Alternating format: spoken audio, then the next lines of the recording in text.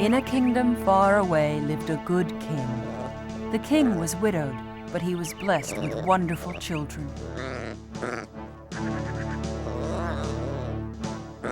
His sons were all handsome princes, good-natured and studious, with laughter in their voices and the agile strength of young lions. His only daughter, Elise, was gentle and beautiful. And while their father, the king, loved them all, his sweet daughter Elise he loved best of all. Now their mother, the queen, had died young, and the children hardly remembered her. But the widowed king remembered, and he grew lonely. In time he remarried, believing that the new queen would be a loving mother to his children. He little dreamed that she was a wicked sorceress, hungry for power, who had no love to give. The new queen hated the royal children and the affection that their father bestowed on them. Her hatred grew like fire. "These are reserved for the royal guests," she snapped, and then used artful and cruel words to try to poison the king's heart. "How loud and rough they are."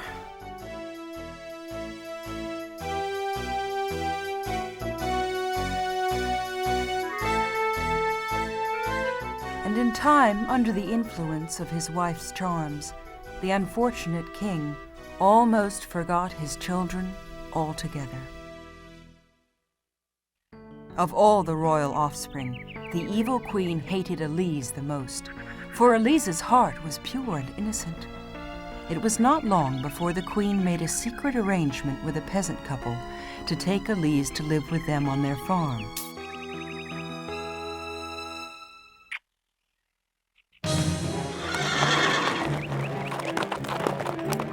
The very first morning that the king went out hunting, she sent for them and then dragged Elise roughly from her bed.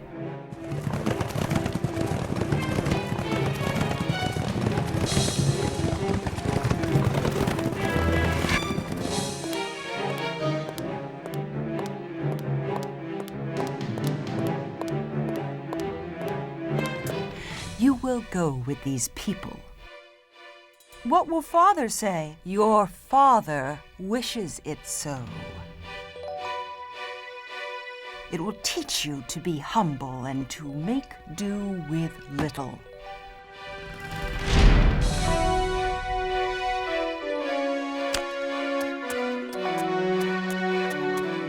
Elise desperately called out, "Help me! Dear brothers, please help me! Oben! Voldemar! Carl!" The boys heard their sister's cries and crowded at the window of their room to see her. "Who are those people?" "Elise is a spoiled little brat. You're a wicked woman. If father were here, he would never allow this. We must tell our father. We must bring our sister back. Yes, we must." "Silence! You squawk like foolish magpies. You tire me with your chatter. You tire me altogether."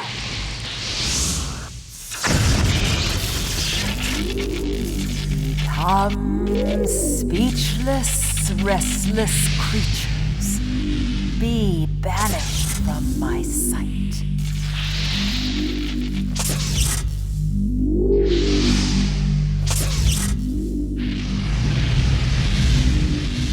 "Fly west away, be birds by day, and fall to earth at night."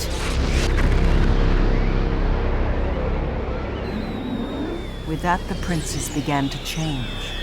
Feathers sprouted from their bodies, and their arms turned into wings. The evil queen had wanted to make them into plain birds, but the young princes had such nobility of spirit that instead they turned into majestic, wild swans.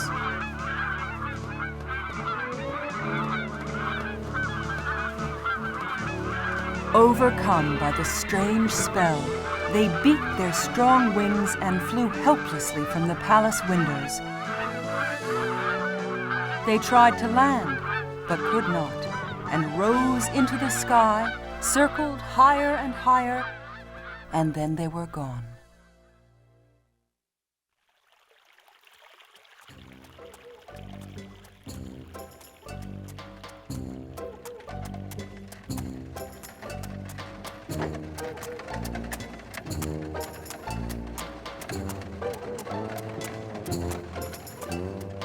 Years went by, one just like another. Elise worked hard on the peasants' farmland, tending the animals and learning simple skills like weaving and knitting. Sometimes her sadness over her lost brothers became unbearable, so she invented a game with a simple green leaf. By pricking a hole through it and peeping through it at the sky, it seemed to her she could see her brothers' bright eyes. She longed for them, for her father, and for her precious picture book.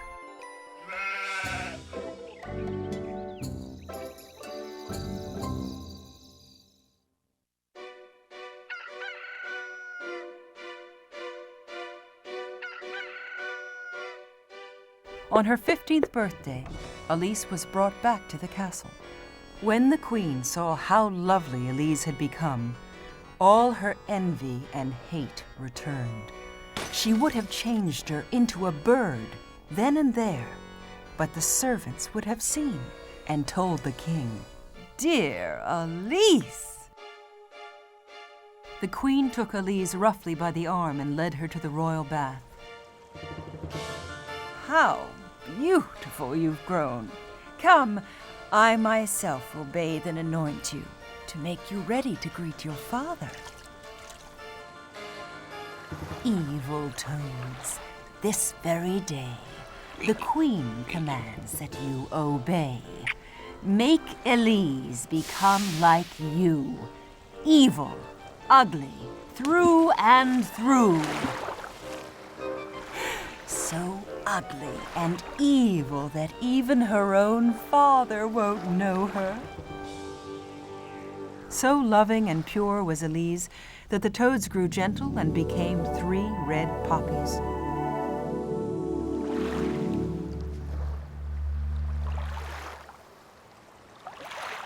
The queen was enraged.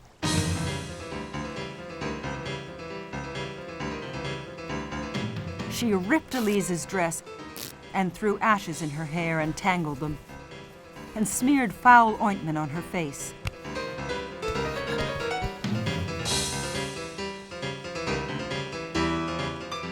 Then, laughing with evil delight, she dragged her to the throne room where the king sat.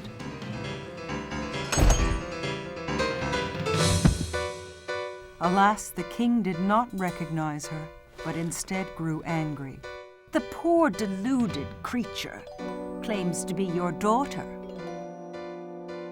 What cruel joke is this? My daughter was a lovely girl. Alas, she is no more." "Oh, dearest father, don't you know me? My brothers, where are they? They will know me." "My sons, too, have been dead these 7 years. "Enough!" shouted the queen. "The girl is mad, or else she mocks you. Away with her! Remove this wretch at once!" Guards took Elise out of the throne room and left her at the palace doors.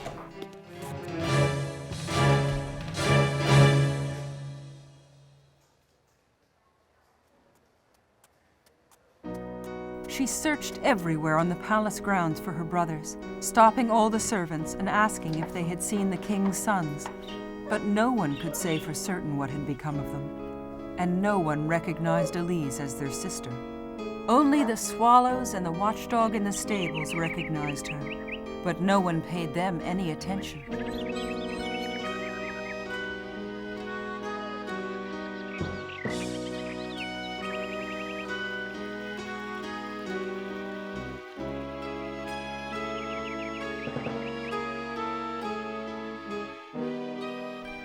Elise left the palace grounds and wandered far and long. She wept bitterly for her brothers. She did not know where she was going, but she resolved to find them, though it might take all her life. At night, Elise came to a great forest, far away from any road or path. She had walked many miles that day. Her limbs ached, and her eyes were heavy with fatigue.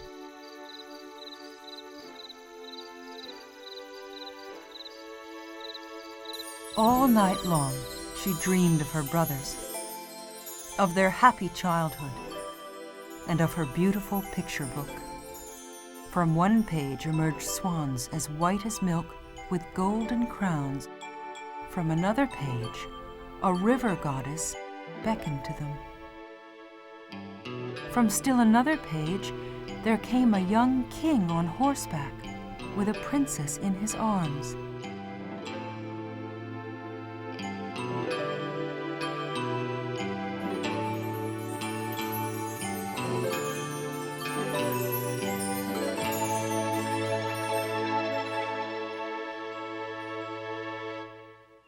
She rose and wandered about until she came to a clear woodland pool. So muddy and ugly was her reflection that it frightened her, and she quickly immersed herself in the cool, clear waters of the pool. She emerged clean and fresh, and with renewed hope set out again on her journey. She still did not know where she was going, but she was sure that her heart would show her the way to her brothers. She had gone only a few steps when she met an old woman carrying a basket of berries.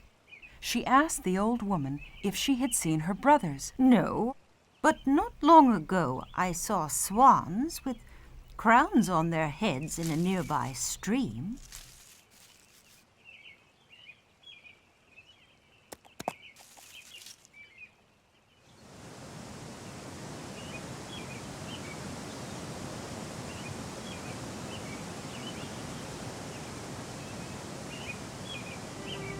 Elise followed the stream all day long, all the way to where it flowed into the sea, which lay before her without boundary or end. I will search for my brothers, no matter how long it takes, and whatever harm has come to them, I will not rest until it is undone. The sun was setting. Elise saw tiny specks appear on the horizon. She stood up, held her arms out wide, and welcomed the swans. As she watched, the swans transformed into handsome princes. "Dear sister, we have been looking for you everywhere." She ran into their arms, calling each one by name. It was Karl, the eldest brother, who told Elise the story of their curse. "As long as the sun is in the sky, we fly about as wild swans. But when the night comes, we turn back into our human shape. We do not live here. We live across the sea. And tomorrow we must fly back. But the journey is dangerous, for the sea is too wide for us to cross in one day. Dear sister, have you the courage to come with us?" "Yes! Oh, take me with you! I cannot bear for us to be apart." All night long, they gathered willow bark, reeds, and rushes. Then they braided and bent and wove and knotted a net, supple and strong enough to carry Elise across the sea. Elise lay down upon the net and fell asleep.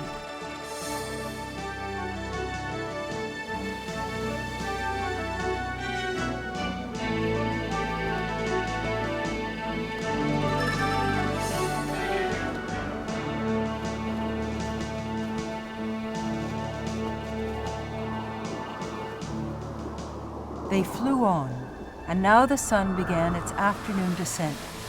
The hour grew late. The sky darkened. The swans struggled to make headway. When the sun sets, my brother's wings will turn back into arms. They could not fly fast enough. Surely they would fall into the sea and drown.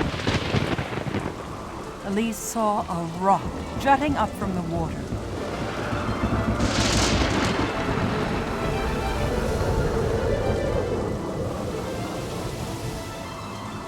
The rock seemed so very small and dangerous, but her brothers were all around her, and though the heavens blazed with lightning and shook with thunder, she was no longer afraid.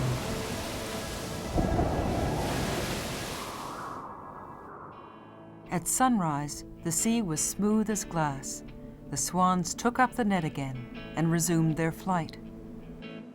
At last they reached the opposite shore and landed beside a cave on a mountain slope, which was their home. With the setting sun, they returned again to their human forms. "I saw you, all of you, in a dream," she said. "Our life is like a dream," said Carl, the oldest. "I promise I will find a way to free you from the spell." Then her brothers led her into the cave, to a bed of leaves and flowers. "Dream sweet dreams, dear sister."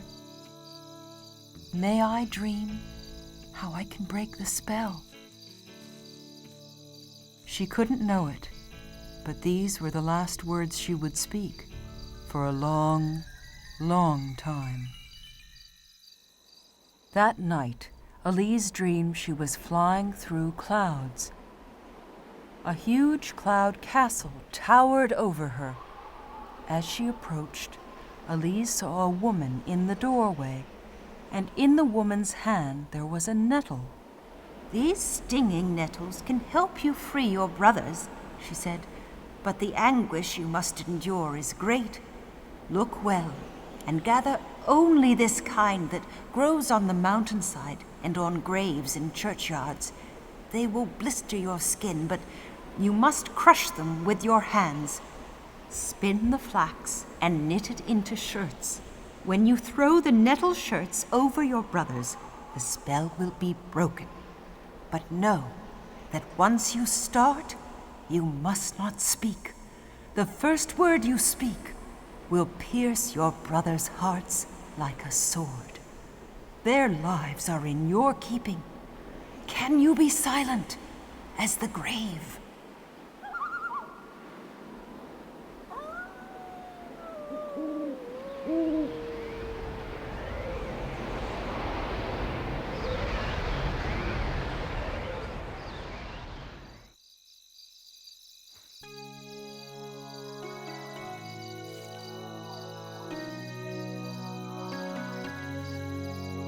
It was night, and her brothers were still asleep. She hurried out quietly and climbed up the mountain to where nettles grew thickest and began her painful task. They stung, they pricked, they burned like fire. Elise plucked until she had all that her arms could hold. She worked the whole day long, crushing the nettles and twisting them into yarn.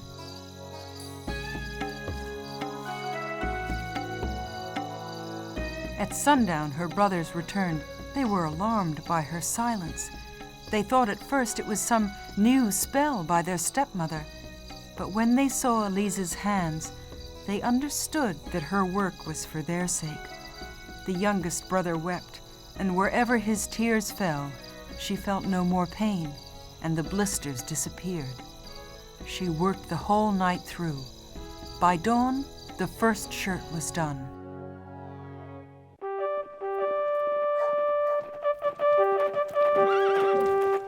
The next day, huntsmen appeared on the mountainside and ringed the entrance to the cave. Then one stepped forward and entered the cave. He was the most handsome among them, and he was the king of the land. "Beautiful maiden, why are you hiding here? Who are you? A princess? Yes, that I can see, despite your plain dress, but princess of what realm?" She's mute, he thought, but her eyes say so much. "Come with me," said the king.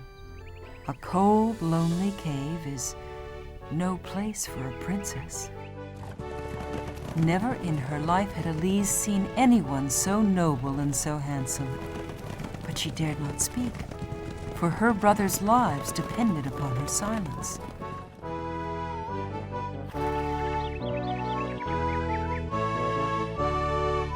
The king gave her the finest room in the castle. He sent servants to clothe her and dress her hair. Then the king led her to the court, and everyone bowed before her beauty. Looking at her, the king was overjoyed and wanted her to be his bride. Only the king's minister of state shook his head and whispered that he feared the beautiful maiden was a witch who had dazzled their eyes and infatuated the king. The king refused to listen to him and ordered a feast in her honor.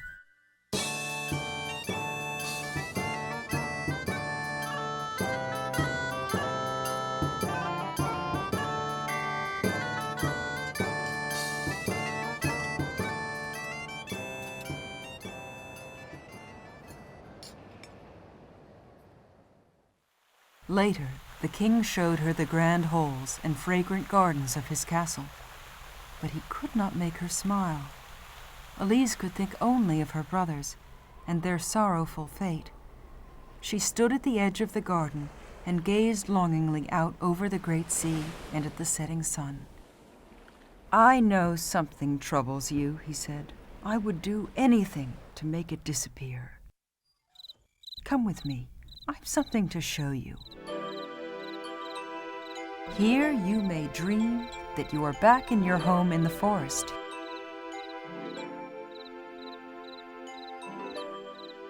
Will you be my queen?" But she closed her eyes and shook her head sadly.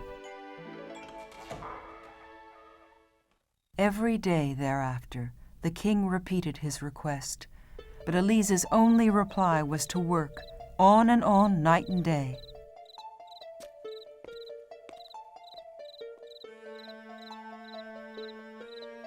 Then one night, she found there was no flax left. She knew there would be more nettles in the graveyard, and that she must gather them herself.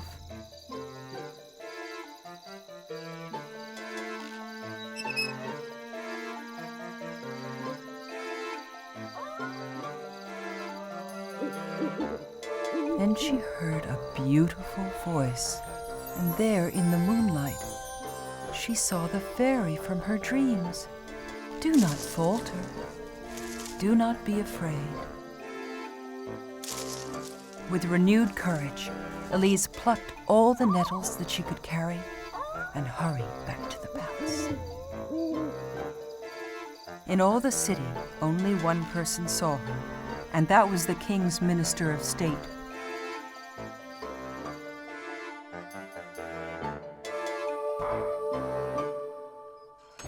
He went straight to the king, roused him from his sleep, and told him what he had seen.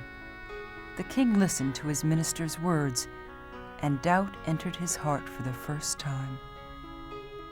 In the days that followed, the king grew sadder and sadder. Elise saw his sorrow, and it troubled her greatly. But now she had almost finished her task. Only a single shirt remained. Once more, for a last time, she must go to the graveyard. Behind her came the minister, and at the minister's insistence, the king followed sadly behind. They watched as Elise went through the iron gates into the graveyard, and before their eyes, nettles grew wildly from the graves. "Do you believe me now?" whispered the minister into the king's ear. "Be strong, my king. You must let the people judge her." And when the case was put before the ignorant people, they grew fearful and declared as one that Elise must die by fire. Elise was led away to a dark dungeon. All she was given to lie upon was her bundle of nettles and shirts, yet they could have given her nothing more precious. She started her work again, while the people mocked her from the street below. All night long she worked. The little mice ran across the floor, dragging the nettles to her, and a thrush at the barred window sang sweetly to give her courage. In the morning, the executioner came. "You shall burn, and so shall all this Witchcraft, he said, pointing to the nettle shirts. The people of the city poured into the square as Elise was taken to the pyre in a horse-drawn cart. The nettle shirts lay at her feet, and with sore and blistered hands she knitted the final one. "Look at the witch!" jeered the mob. Then there was a sudden gust of wind and a flapping of wings. The crowd looked up, and there were the swans, descending upon the cart like a great white cloud. The executioner grabbed Elise and was ready to light the pyre with his torch. Quickly, Elise threw the nettle shirts over the wild swans.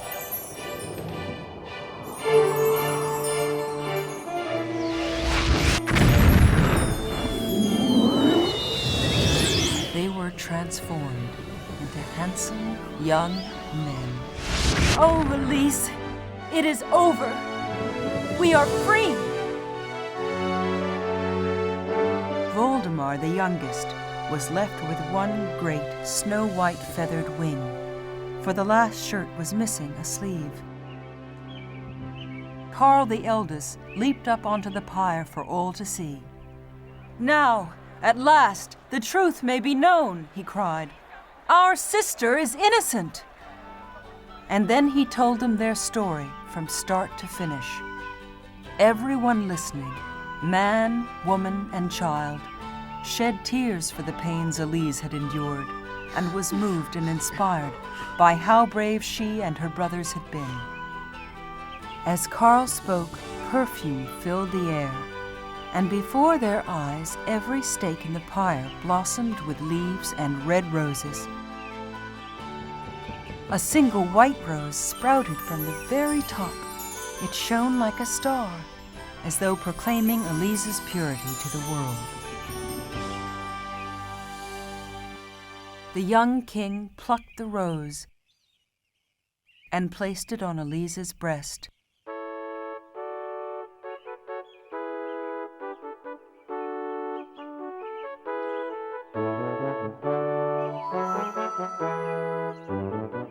"Can you ever love me, my lady? For I doubted you and do not deserve your love." "Yes, with all my heart," answered Elise, in a voice now full and clear, which made all the bells of the kingdom ring with joy. And they lived happily in the end, which was surely as good as it had been in the beginning.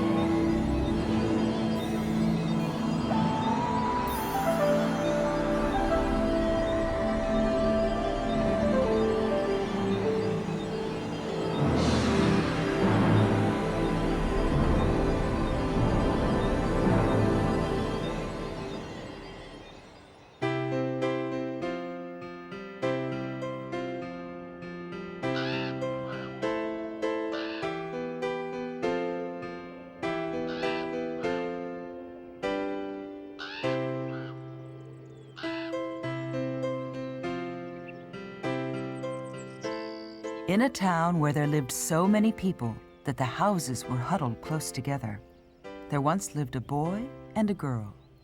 The boy's name was Kai, and the girl's name was Gerda. They were good friends and loved nothing better than to play in the window gardens that leaned from the gables of their houses.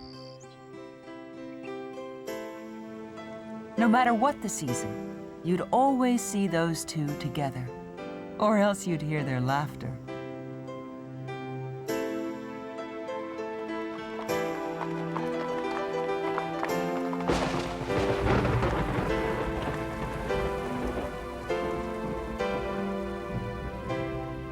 In winter, Kai would run with Gerda to her grandmother's window. "The snowflakes are swarming like white bees," the grandmother would say.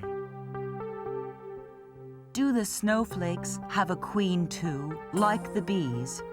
Well, no one has ever seen her, but they say that once, long ago, the Snow Queen looked up at her icy palace and felt sad because she was all alone. She had a mirror, which she used to look at the icy things she would make. The mirror was the Queen's only companion. She loved it more than anything else. "I love you," it seemed to whisper to her. But one day, she stared into her mirror and grew angry because she led such a lonely life and because there was no one there to love her. "You don't love me," she cried in rage. And then down it fell, shattering into a million pieces.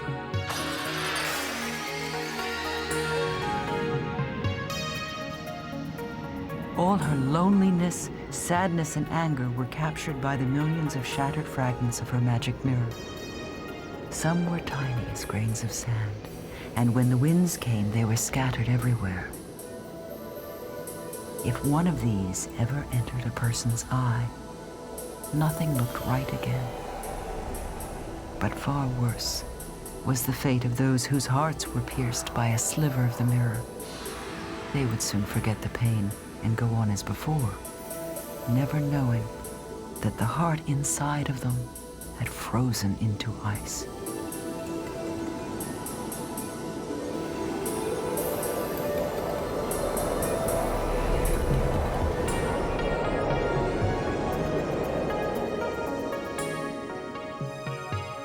Ever since then, on snowy nights, the lonely Snow Queen flies through the streets of the town and looks in at the windows. And then they become covered with ice flowers. But why does she do that? Because she is always looking for someone to take back with her, to the land where she rules with magical powers, a lonely land of ice and snow and forgetfulness. "Don't worry, Gerda," said Kai. "If she comes for you, I'll chase her inside and corner her near the stove until she melts."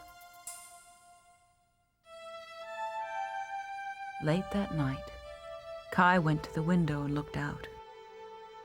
It was snowing softly.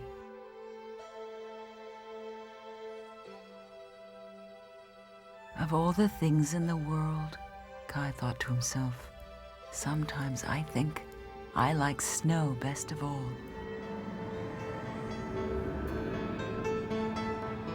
And as he watched, the snowflakes falling on the window box gradually took the shape of a woman. She was made of glittering ice. Her eyes shone like two stars, yet neither rest nor peace was in them. Kai's eyes grew wide with fear and recognition. It was the Snow Queen. And then suddenly, ice flowers covered the window and she was gone.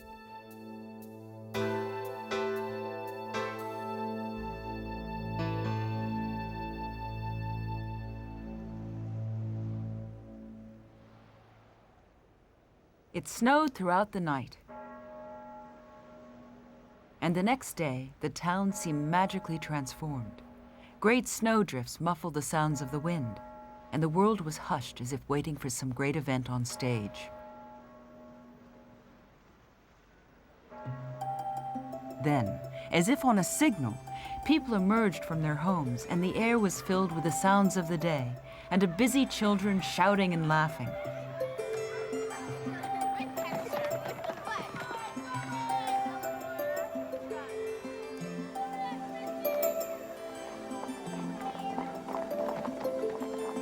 Just as the town clock struck the hour, a big white sled raced by, blowing snow up into the air.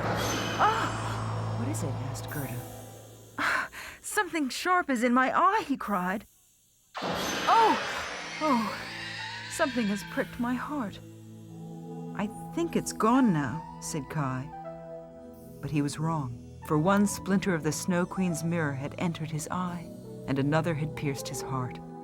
"Why are you crying? There's nothing the matter with me. Leave me alone," he shouted, and away he went.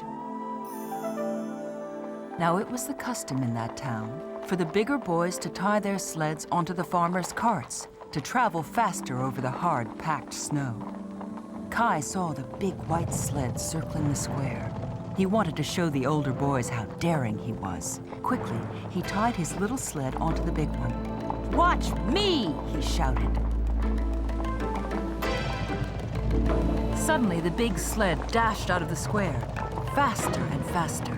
Soon the town was far behind them. The snow fell more thickly. Snowflakes swirled around them, and the sled moved like the wind. The snowflakes grew and grew until they looked like great white hens running near them. At last, the big sled stopped. And the driver stood up. She was the Snow Queen.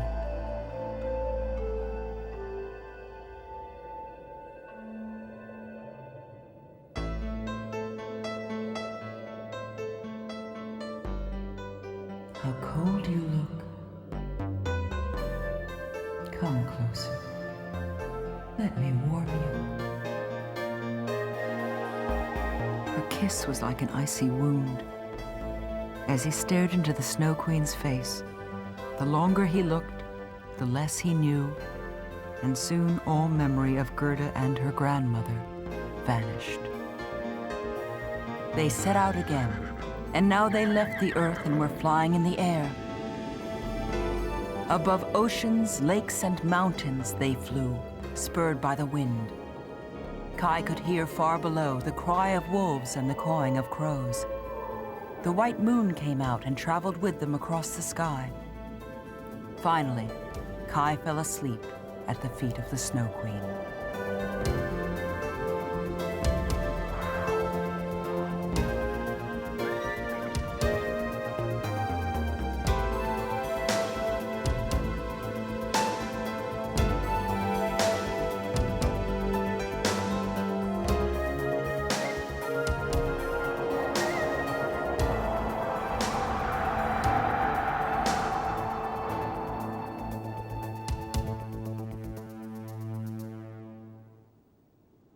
It was a sad, gray winter. As time passed, people in the town began to say that Kai must have drowned in the icy river that ran close to the square where the boys played with their sleds. But Gerda could not believe this. One clear morning in early spring, she put on her new red shoes, quietly left the house, and went down to the river. "Is it true that you have taken Kai? Here are my new red shoes. If only you will give him back to me." But the river carried them back to her, as if to say it had not taken Kai. Gerda thought she hadn't thrown them in far enough, so she climbed into a rowboat that was in the reeds and threw the shoes over the water again.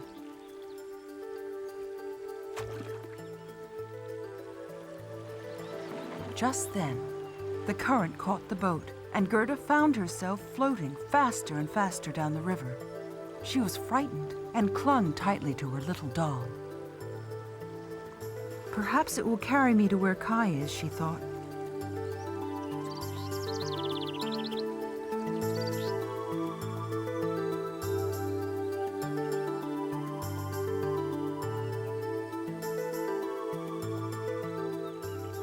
At last, the boat drifted near a cherry orchard. An old lady came out of a strange little house nearby and caught hold of the boat with her shepherd's crook. "You poor little thing," she said to Gerda. "Tell me who you are and how you have come to be here." "I'm searching for my friend," said Gerda, and she told the old woman everything. "You must not be sad. Your friend will probably pass this way soon. Come inside, and I will give you some of my delicious cherries to eat." The windows were made of colored glass, and a strange light shone in the room. On a table stood a silver bowl full of ripe cherries. As Gerda ate them and stayed with the woman, she thought of Kai less and less. The old woman knew some magic, but she was not evil, and she had always wanted a little girl of her own.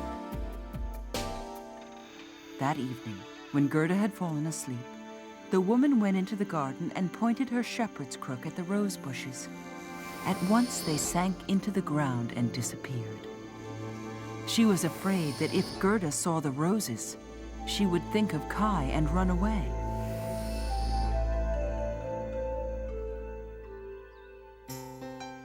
In the morning, the old woman dressed Gerda up just like a little princess in a fine dress and jewelry.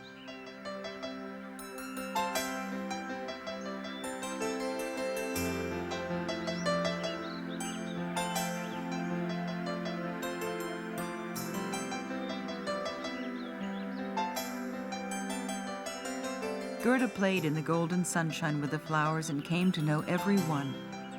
But always something seemed to be missing, and she could not think what it was.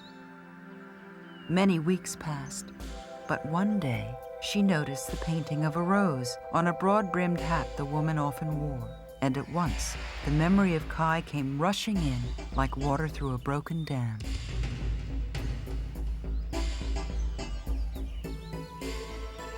"Oh, I've stayed here much too long," she cried. "I must find Kai." She ran to the end of the garden. Outside, the earth was cold and gray. Gerda held tightly to her doll.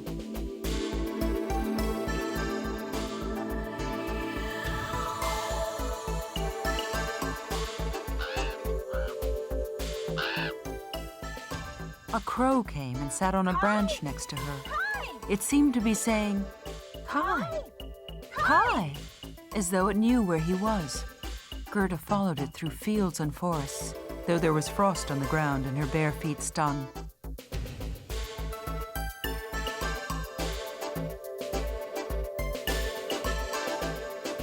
Suddenly, a pair of strong hands grabbed Gerda. Well, what have we here?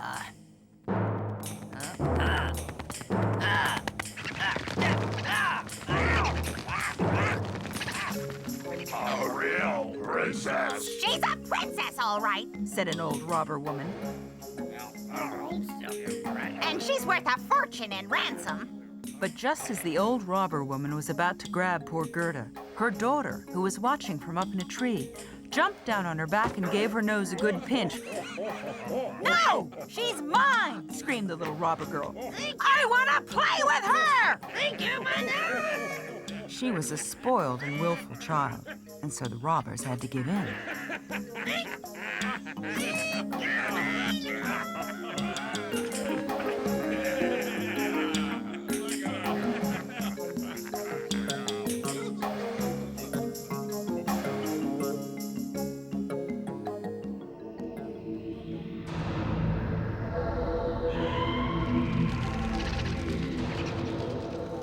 That night, the robber girl took Gerda inside the ruins of an old castle.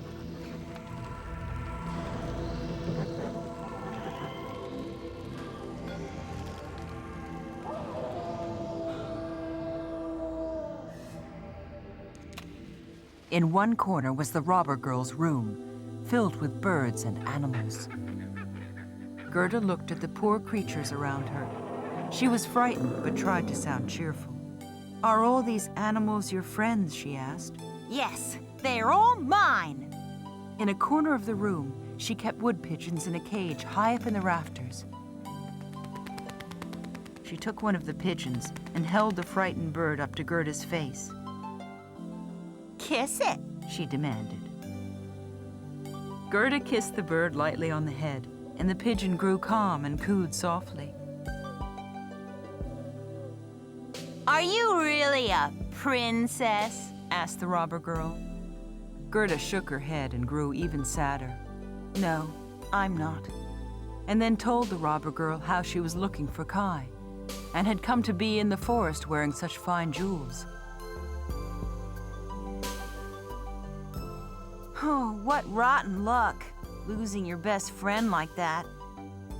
In the middle of the night, the crow appeared on the windowsill. Kai! Kai! "Kai!" sang the wood pigeons in reply. "We have seen Kai. He sat in the Snow Queen's sled, and she carried him to her land far to the north. You must ask the reindeer where it is. You will know." I know the Snow Queen's kingdom very well, said the reindeer. But your friend must be very lonely and very cold.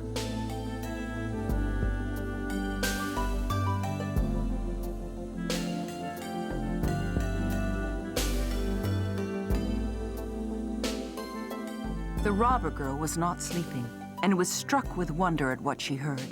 She listened quite solemnly, but then jumped out of bed and hugged Gerda. Listen, She whispered, afraid of rousing the other robbers. I will help you. You shall take the reindeer. He will carry you to your friend.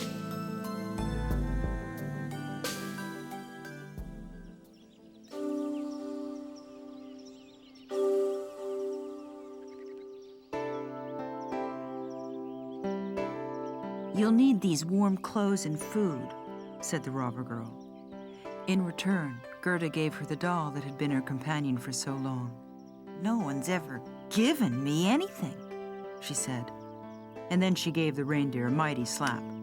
And away they went, as fast as they could, farther and farther north, into a deep woods filled with the sound of howling wolves and birds of prey. The reindeer stopped, listening carefully, moving forward cautiously. Suddenly, a pack of wolves descended from behind some rocks. The reindeer bounded forward. Gerda clung for her life.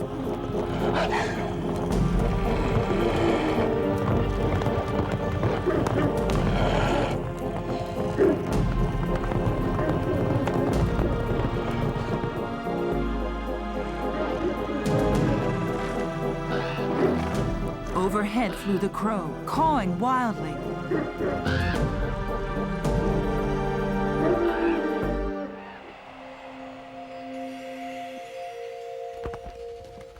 Suddenly, the sky was filled with great arcs of color. These were the northern lights, and this was the edge of the Snow Queen's kingdom. The crow who had followed them there descended, and as the reindeer watched, the crow changed itself into its real form. There stood the old woman. Old woman, won't you give this little girl a potion to make her strong enough to defeat the Snow Queen? I can give her no more power than she has already. No, my friend. Gerda's power is in her heart. Her goodness and innocence are the only weapons against the Snow Queen.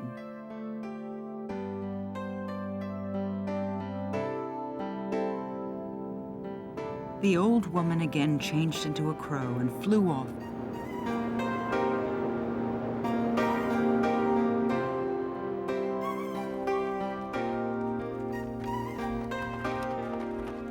The reindeer ran a short way over the snowy earth and set her down at the edge of the Snow Queen's gardens.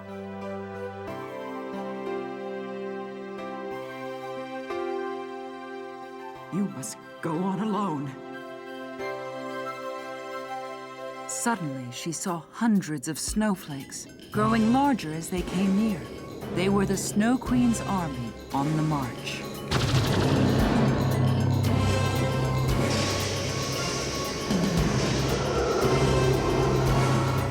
Gerda stopped short.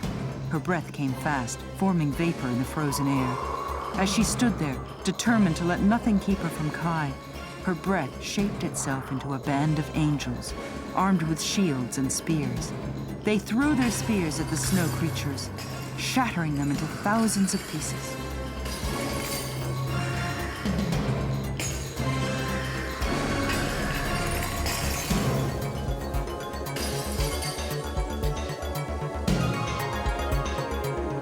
There were no more barriers after that, and Gerda was able to walk into the Snow Queen's palace.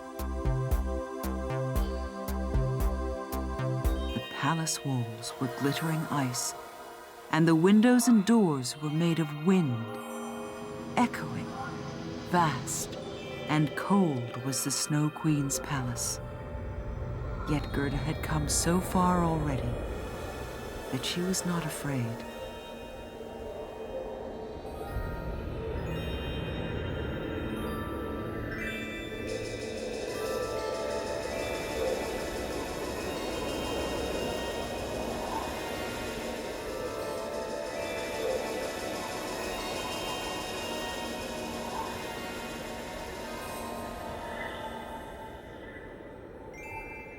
At last, she saw a tiny figure, blue with cold. It was Kai. Gerda rushed at him and threw her arms around his poor, stiff body. She began to cry, and her hot tears melted the ice away.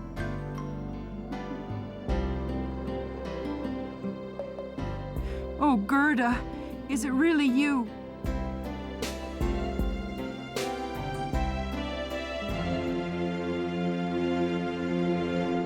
They ran through icy rooms and down snow-filled passages until they were at last at the door of the palace.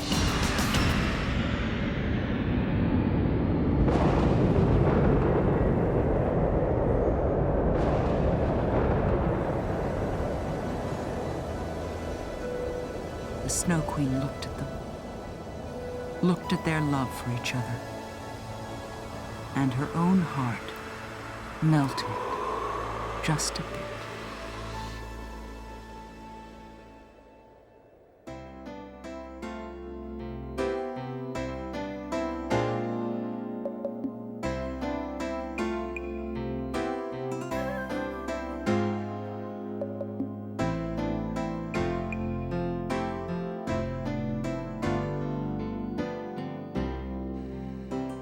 Soon they were walking up the stairs to the grandmother's house.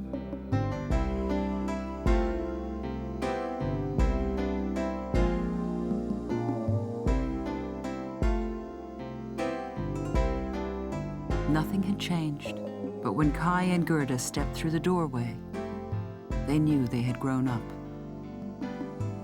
So they sat, grown up, yet in their hearts, children. And it was summer, a beautiful summer day.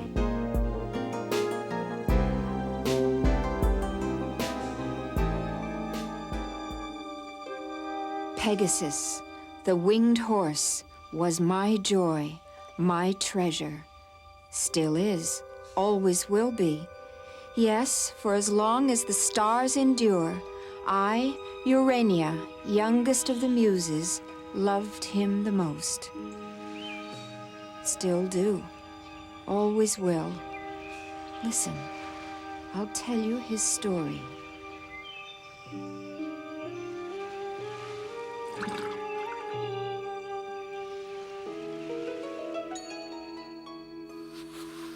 Once, there was a monster named Medusa.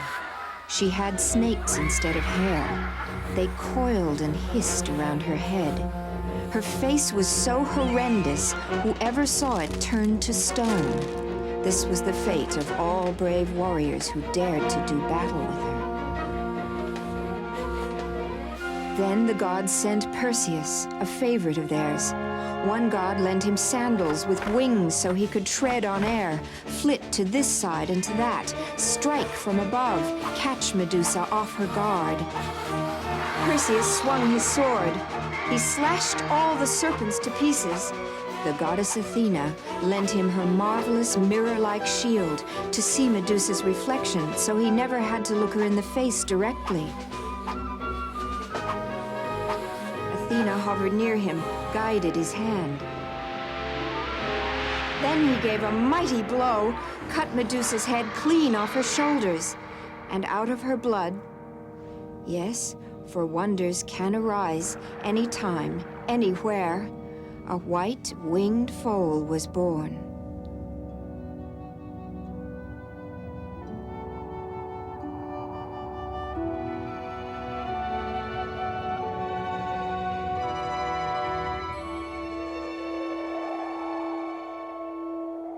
With quivering nostrils, he breathed his first breath.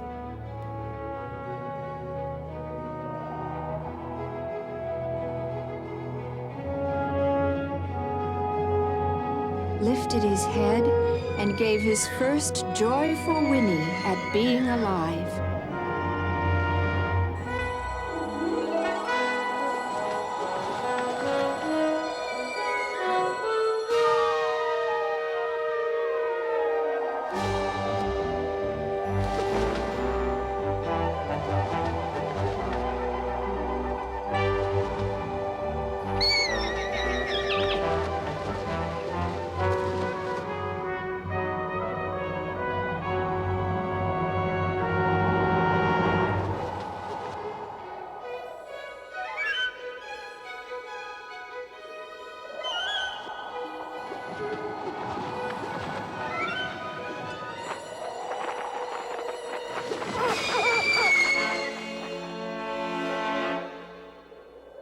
Athena stood close by and watched him frolic.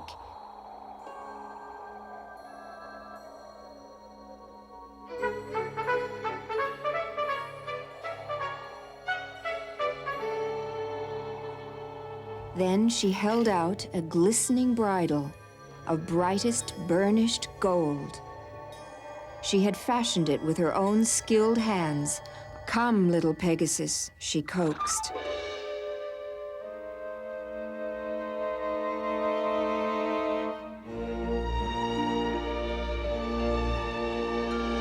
Pegasus came to her. She slipped the bridle over his nose and led him through the sky toward Mount Helicon, our home.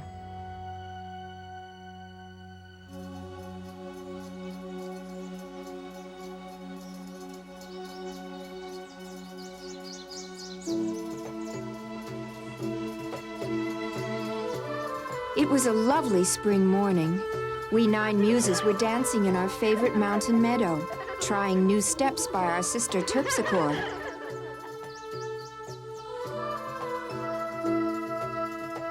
Singing a new melody by our sister Polyhymnia. We muses, as you may have heard, were known for our musical voices. Except me, Urania. To tell you the truth, I sang badly. Try as I would, I couldn't carry a tune. A glow came into the sky. A wind gust blew a cloud aside. And suddenly, there stood Athena in full splendor. "Sisters, hail," she greeted us, for Zeus was her father as well as ours. A soft-eyed face peeked from under her robe, straight at me, and that instant won my heart. Athena said, "I bring you Pegasus to be your pet and playmate for a while. You 9 shall be his guardians." "He's so beautiful!" "Is he a god?" I asked. "No, a mortal, though destined for greatness," said Athena.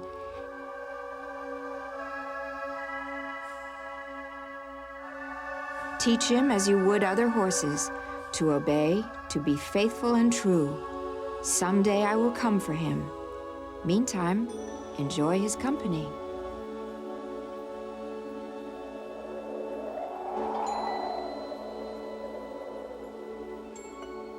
Oh, and we did. We picked him the tastiest grasses.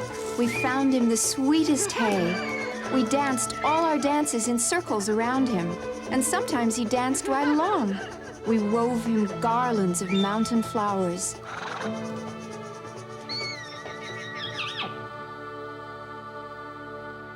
One evening, my sisters were singing to him of his future. "You will belong to a hero," sang Melpomene.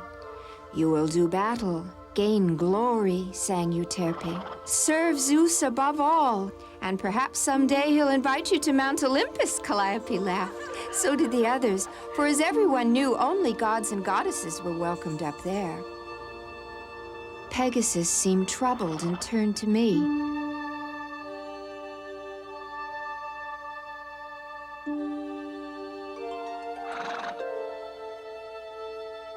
I took my celestial sphere, turned it this way and that, amazed at what I saw.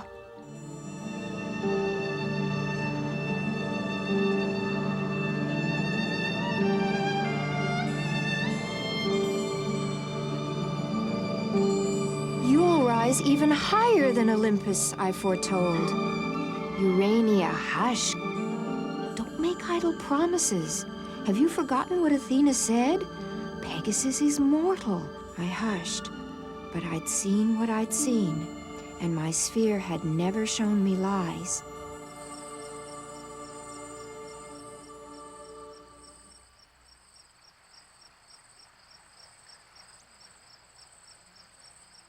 That night, while my sisters all slept soundly, I slipped out to him.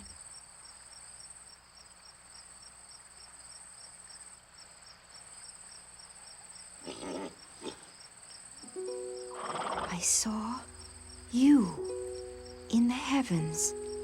So be glad. I threw my arms around his neck. His eyes shone with joy.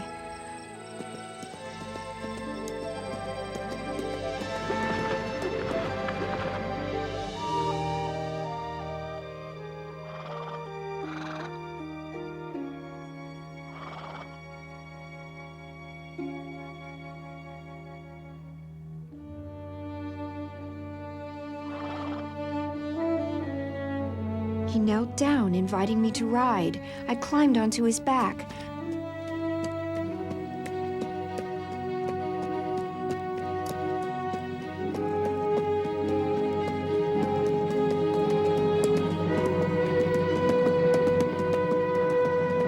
I sat snug between his wings, and he bounded into the sky. We flew up beyond the clouds. It was the most glorious night of my life.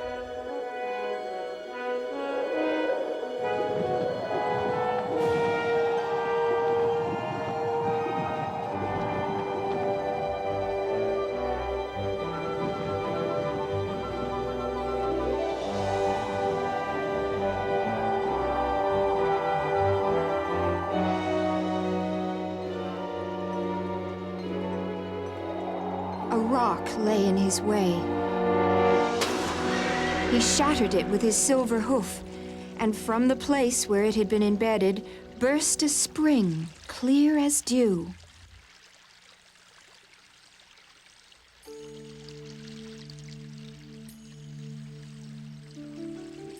I scooped up a handful of its water and drank. Never had I tasted any liquid like it. It more than quenched my thirst. It filled my whole being with wonder.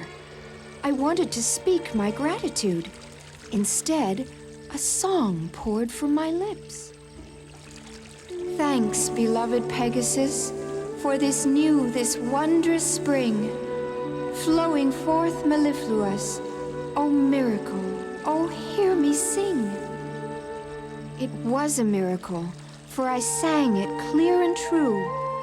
I plucked a white anemone that bloomed beside the spring and braided it into Pegasus' mane. Then I fell asleep.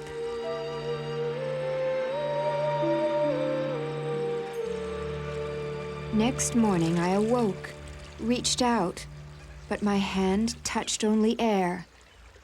Pegasus was gone.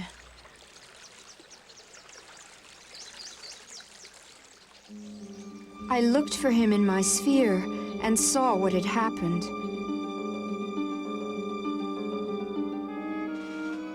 Athena had come while I slept and ridden him away.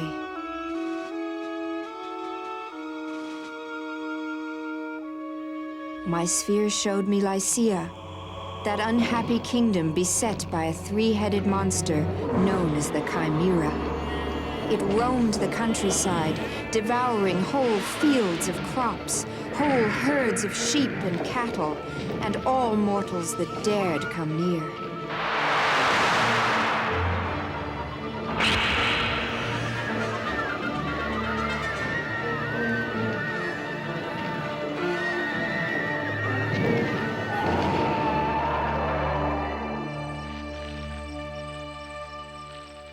It was to Lycia that Athena brought Pegasus, to a forest where the embers of a campfire glowed.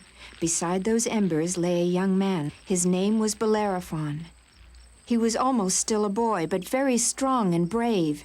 He hoped to become the greatest hero in the world, but did not know yet exactly how. Athena entered the mind of Bellerophon and filled it with a dream.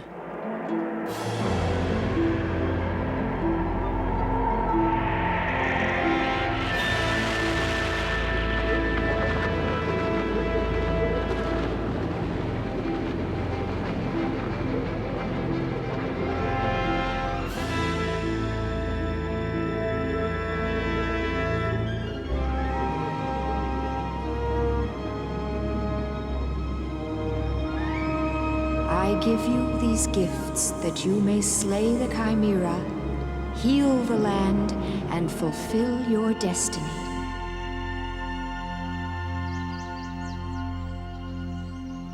Bellerophon woke at dawn. And there were the gifts of Athena, shining armor, a bridle of burnished gold, bow and arrow, and a sharp spear with a clump of lead at its tip.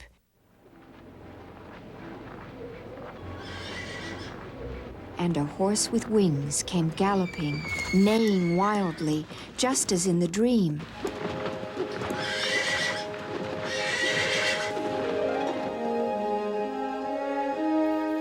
Pegasus, called Bellerophon. He held out the golden bridle, and Pegasus grew meek. Let him slip the bridle on and mount.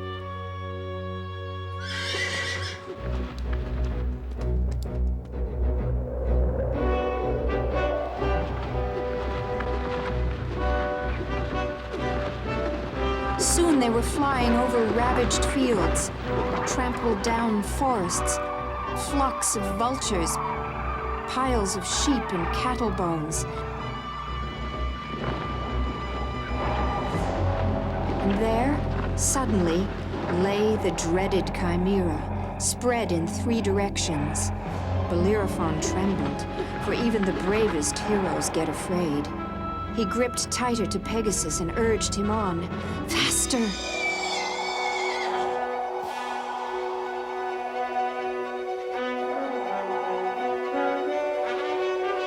Pegasus dived down at the beast.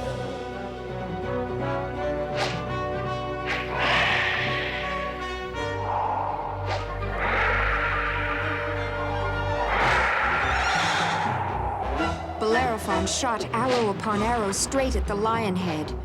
The lion head awoke, roared with rage.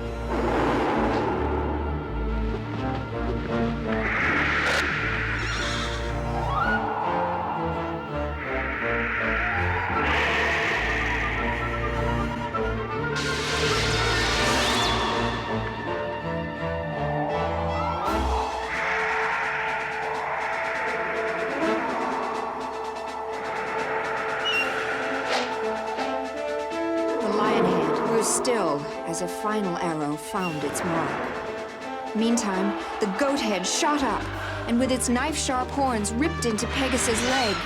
Despite the terrible pain, Pegasus struggled on. Bellerophon saw no way to slay the fast-moving creature. Then Bellerophon remembered the dream and thrust the lead-tipped spear deep into the goat head's mouth, deep into the monster's entrails.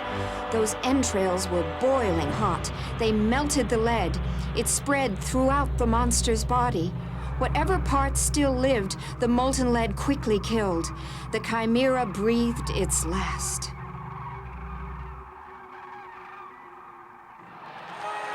They flew to the palace of the king of Lycia, who gave them a hero's welcome. At the feast held in their honor, Bellerophon fell in love with the king's daughter, and she with him. They married. Years went by. The old king died. Bellerophon and his princess became the new king and queen. They had children, and they all lived on in peace and happiness. For a while, anyway. Bellerophon grew old and discontent, hungered after glory.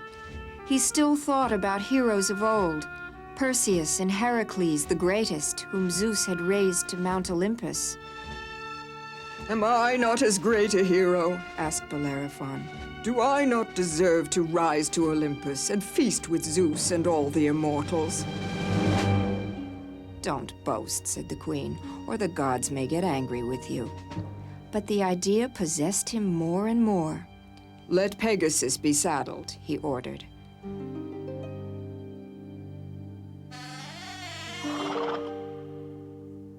He took out his old armor. It was tight. He had to squeeze himself in.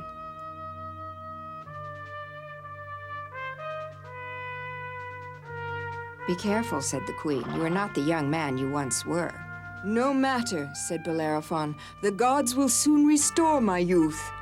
Up, Pegasus. Pegasus flew into the sky. Higher, shouted Bellerophon. Higher! Higher! Pegasus flew over mountain peaks and clouds, up, up until the air grew thin. Fly on, Bellerophon shouted, to that summit shrouded in clouds.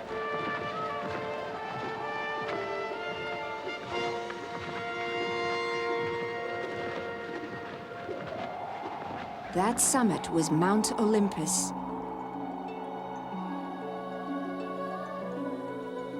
We Muses were visiting our father Zeus that day. We saw them approaching. Zeus looked down from his throne and commanded, Mortal rider, mortal horse, turn back. Pegasus started to turn back, but Bellerophon shouted, Higher! and jabbed Pegasus in the side with his spurs, forcing him to fly on.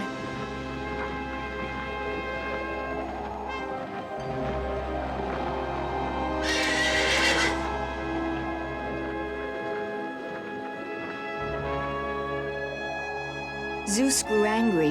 He took a bit of clay, formed a new little creature, the gadfly, and sent it on a task. The gadfly flew down and plunged his stinger into the tender place right under Pegasus' tail. Pegasus bucked, heaved his rider off. Bellerophon's boasting had earned him his fall. Still we wept to see him hurtling to earth. Pegasus reeled. He'd lost his footing. His wings beat frantically, but to no avail. He too started falling. Let him fall, said Athena. He disobeyed you, father. No, I cried out. He couldn't help it. He had to obey his rider. Father, let Pegasus fly on. Zeus was unmoved.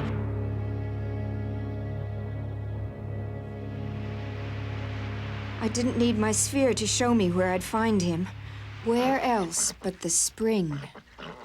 There he lay, not moving, scarcely breathing.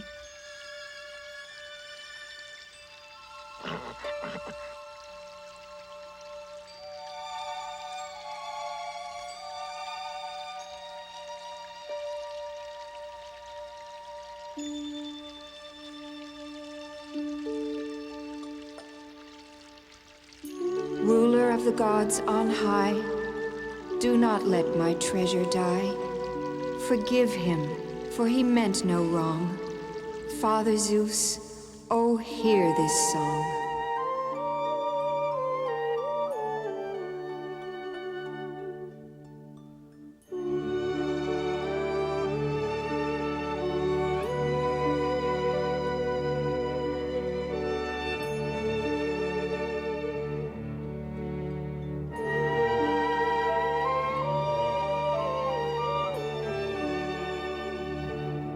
My song rose to Olympus. The gods and goddesses all turned to see where it came from. Zeus got down off his throne, followed the sound to its source.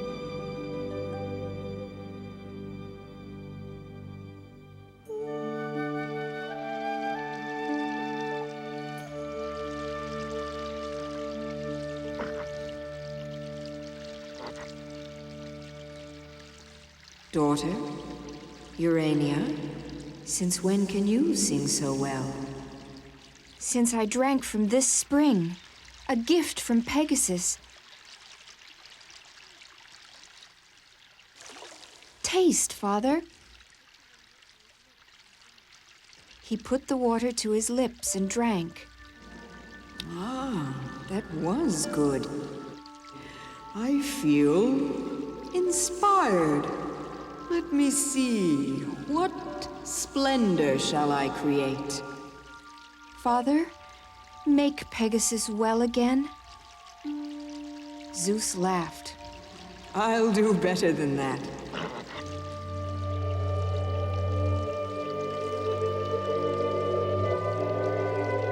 From now on, Pegasus shall be my thunder bearer.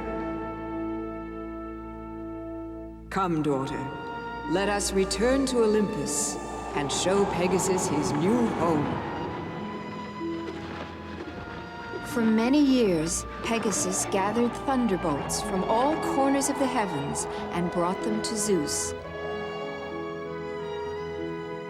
I stayed young, we goddesses do, but Pegasus grew old.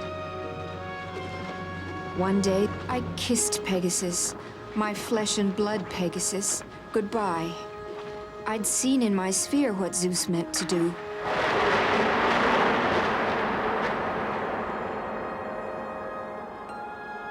There he is, in a constellation that bears his name. I can always see him. You can too. Any night the sky is clear. He shines on. He always will.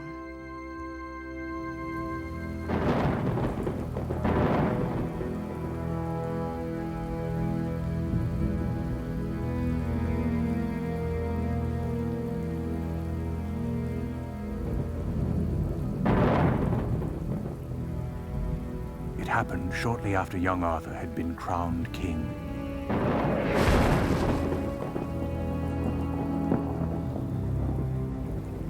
It was a terrible night. And Arthur was having another one of his bad dreams.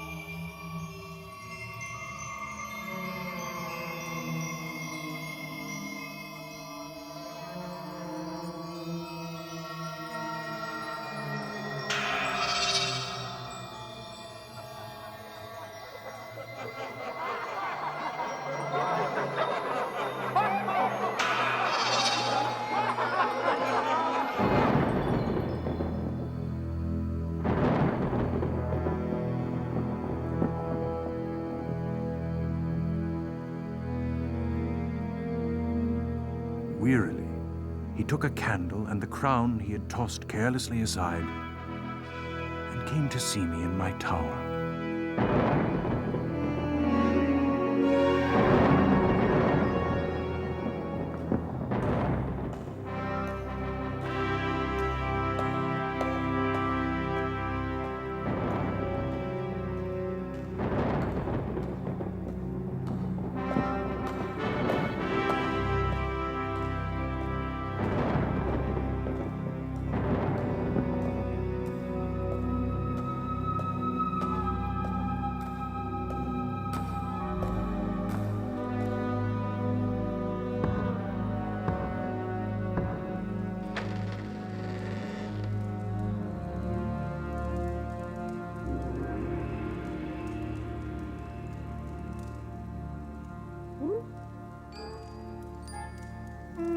Arthur, what is it, boy? What brings you here at this hour? I am king. I go where I please.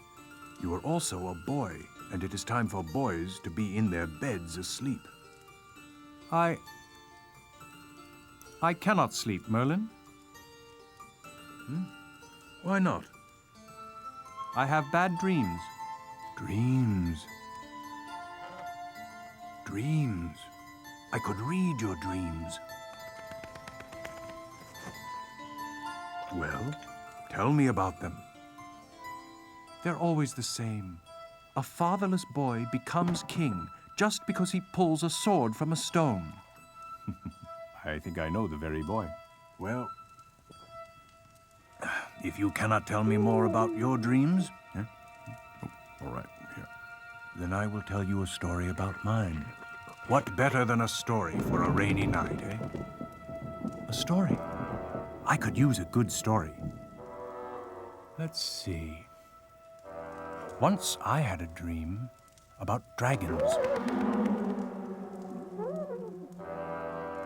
Dragons? Oh, I like dragons. And well, you should. For dragons are the true dreams of magicians and kings.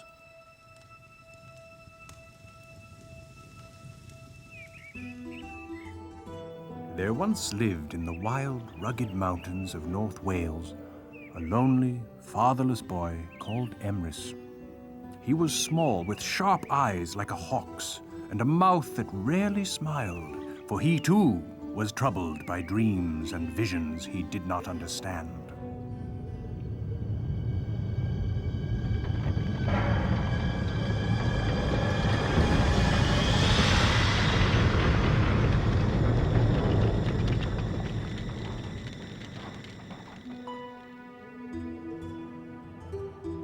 Because he was without a father, he made friends with an old man who spent his time in the mountains. He was the kind of old man who seemed to have been around forever and knew everything, from reading and writing to how birds speak and why leaves turn brown in autumn. He liked young Emrys and taught him all that he knew.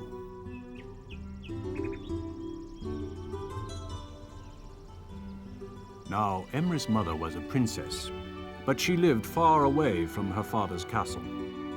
She was a good mother, but knew nothing of climbing trees or catching tadpoles or other boys' sports. So Emrys had to invent that part of growing up for himself. And a lonely inventing it proved to be.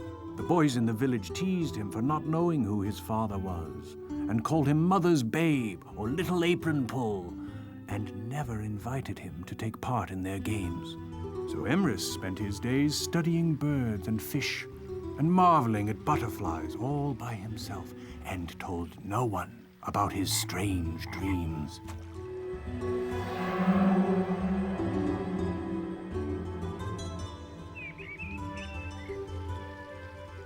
It was his odd way with animals, especially birds, that finally brought the other boys to him. Not in friendship, but out of curiosity. And Emrys made up what he thought were harmless little predictions to amuse them. "The rain will soon fall," Emrys would say, and soon after, it did. "The first bird of spring will soon arrive," and soon after, it did. Well, any farmer's child might have made the same guesses, and after a while, the village boys were no longer impressed by him.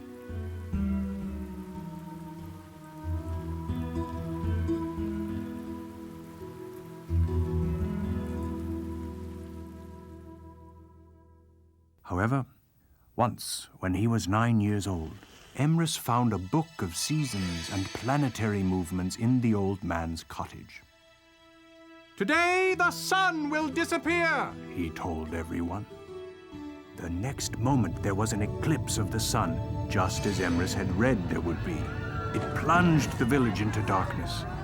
To the villagers, this was witchcraft. And after that, they avoided him altogether, saying he must have been spawned by a demon. So for years following, Emrys was alone most of the time.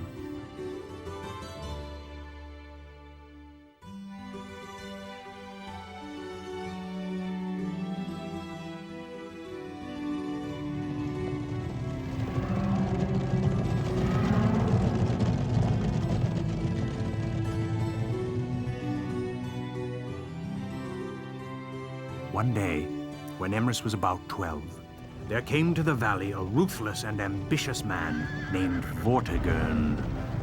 He had unjustly declared himself High King over all Britain. After fleeing his enemies for weeks, Vortigern arrived with a bedraggled army of tired soldiers and a handful of magicians. The peaceful life of Emrys' tiny village was about to be changed forever.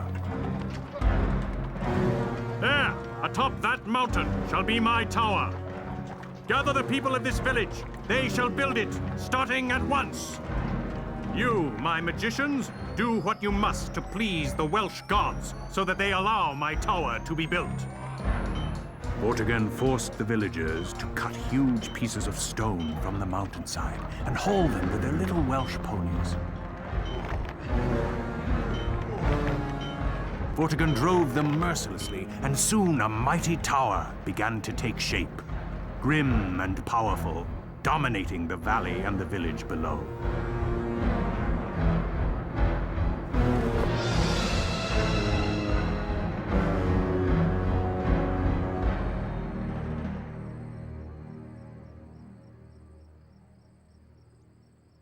very night, the tower began to shudder and shake.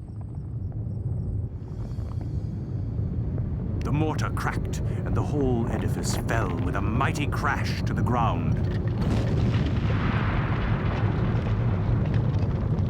Well, it was just as Emrys had dreamed, and it frightened him, for he did not know what to make of his powers to see into the future. Vortigern was convinced the villagers had done it on purpose. Your work is careless. Start again. Now, and this time, pray you do it right. So the villagers returned to work. Vortigern drove them even harder, and by the following night, the tower had been almost rebuilt. Then, once more, a great shudder rippled through the mountain, and the day's labor lay in ruins. Vortigern was furious and worked the villagers till they dropped. But a third time the tower fell to the ground, and by morning nothing remained but rubble.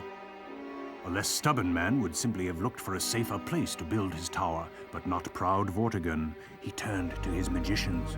There is some dark magic here. Find the cause, then find a solution. My tower must be built.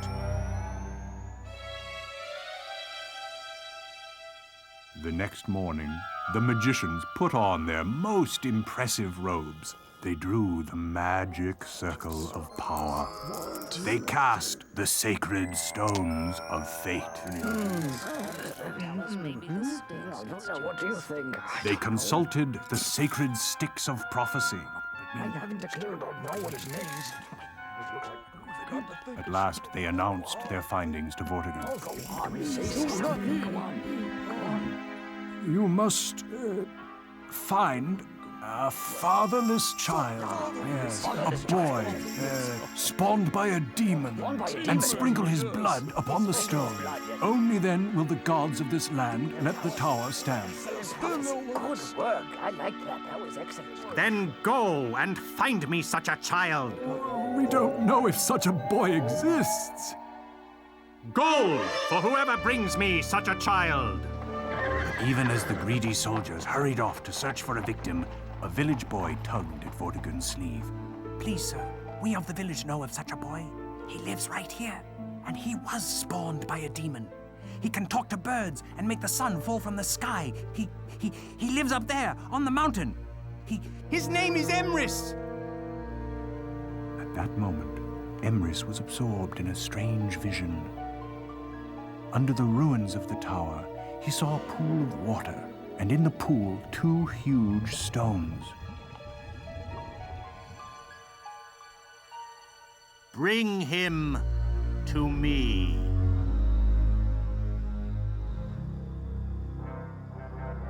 What shall I do? Trust your dreams. You are Emrys, the boy spawned by a demon? I am Emrys, but no demon's son. I will have your blood whether you be the right boy or not. Slay him. Now!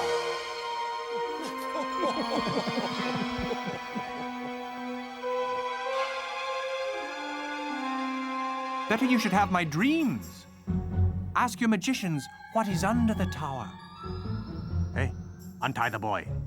What have you seen in dreams? Dig beneath the ruins. There you will find a large pool of water.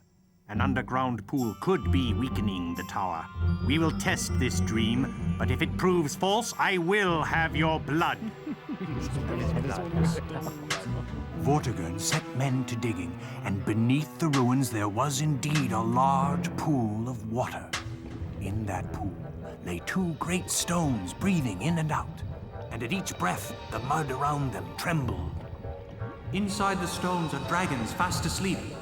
It is the dreaming of these dragons that shakes the earth each night and makes the tower fall. Vortigern's men descended into the muddy pit, and with mighty hammers pounded upon the stones. Once, twice, 3 times their hammers rang out. Like jets of lightning, cracks ran around each stone. Out of one emerged a dragon with a belly as white as milk. Out of the other came a dragon red as wine.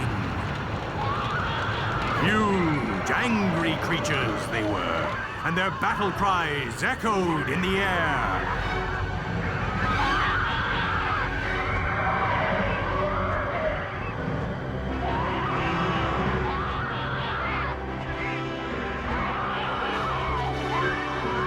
The dragons circled one another, rising higher and higher into the sky. They wheeled about, poised to strike.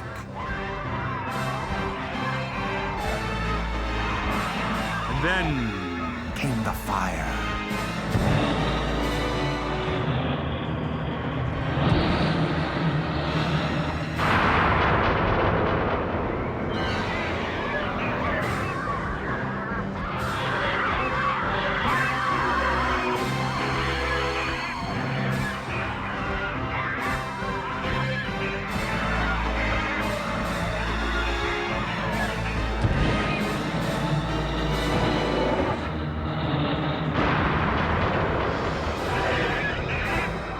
They advanced and clashed breast to breast, raining teeth and scales down upon the ground.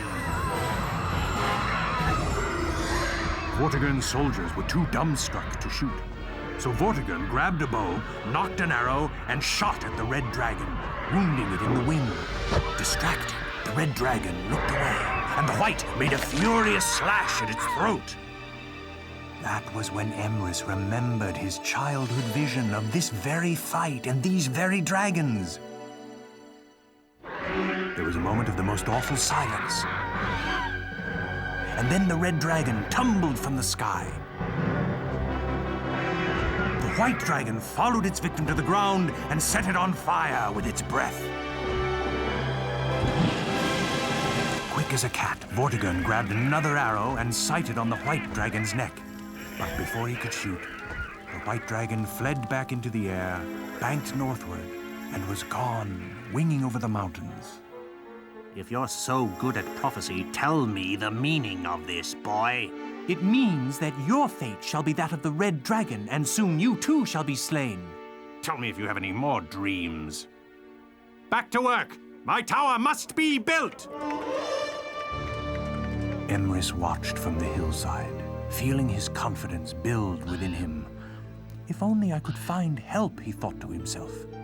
A hawk circled overhead. Emrys lifted his arm, and the great bird alighted. There was a communion between them, as though the hawk understood Emrys's thoughts.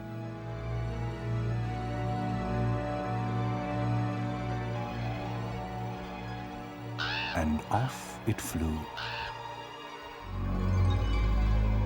Rivers and hills, mountains and forests gave way beneath it. At last, off in the distance, it spied a vast army led by two noble knights. These were Vortigern's enemies, the true heirs to the throne, coming to rid the country of the murderous king.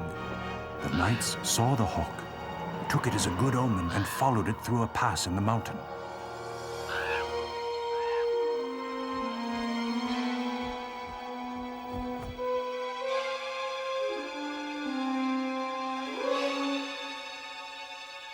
Emrys emerged from his vision and came down from the hillside to confront Vortigern.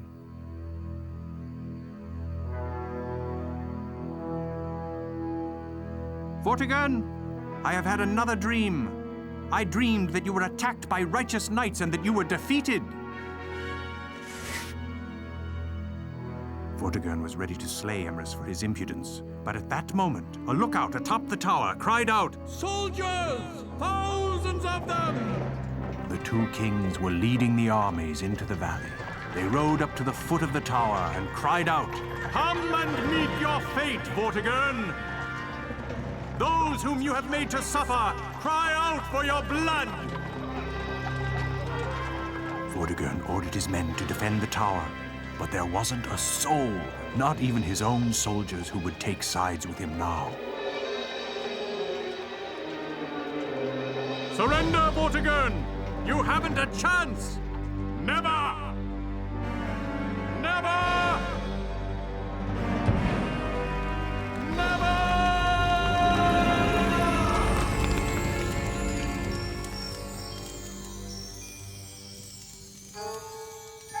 Wake up, Merlin. Wake up. You can't end the story there. Eh? What happened to Vortigern? Oh, those knights defeated Vortigern, all right. Burned him right up in his own tower. And what of the two kings? They were brothers named Ambrosius and Uther Pendragon. Uther? Why, he was the last High King. Perhaps one of his sons will come to claim my throne. Uther had only one son, though only I knew it. You, Arthur? Uther was my father? Then I am not fatherless? You had a father, and he was king. Then I am king not just because I pulled a stupid sword from a stone. Don't underestimate your strength in pulling that sword from the stone. There's nothing stupid about it. It took the son of a king to do such a thing. It meant you were qualified to rule all of Britain. Why did you not tell me this before? I could not tell you until you were ready. There are rules for prophets just as there are rules for kings, you know. So I am king in truth.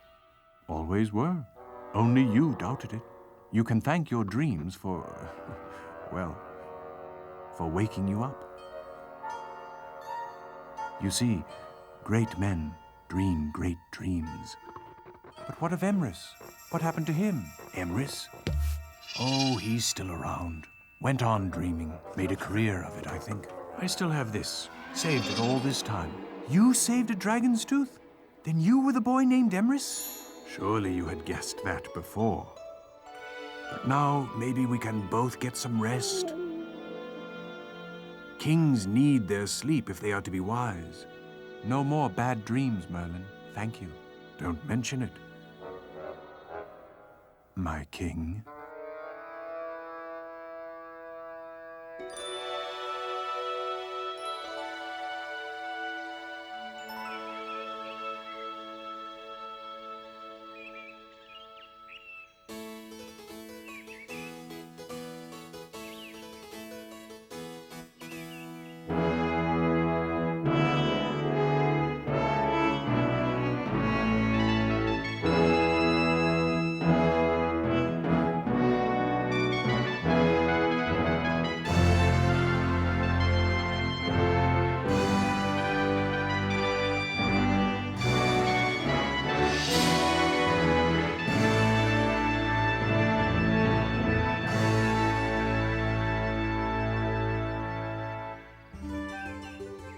Well, after that, Arthur went on to become a truly great king. As for me, I did quite well as a wizard.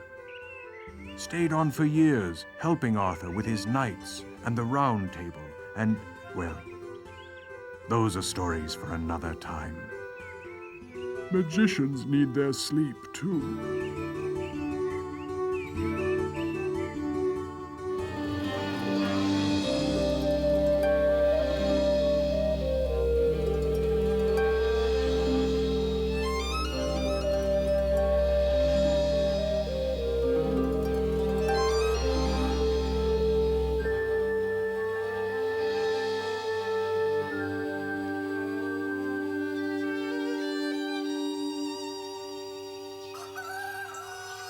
On a crisp fall morning, long, long ago, in a land that's now forgotten, a merchant whistled happily as he saddled his horse. He was off to meet a ship, bringing him crates of precious ivory and Chinese silk. "When I sell them, we shall be rich," he told his daughters, "and I'll bring back gifts for each of you." "A new gown, father," cried Edwina, his oldest. "She has gowns," whined Sybil, his middle daughter. "Bring me a gown. And a cape of green silk, and a hat covered with parrot feathers." "Enough," cried their father. "You'll both have gowns and more." Then turning to his youngest, he said, "But you, Beauty, always so shy, what shall I bring for you?" Beauty blushed and handed him his cloak. "There's nothing I really need, father. Just come home quickly and safely." "There must be something," insisted her father. "Well," she said, "I'd love to have a rose, father, if it's not too much trouble." "What a ninny," jeered her sisters. "She wants a rose." "A rose it will be," said the merchant. He waved goodbye and galloped off.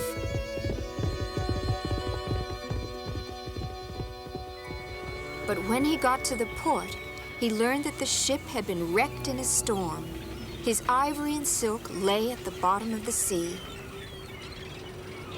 I can't believe it, he said to himself. I invested everything. Now I'm penniless.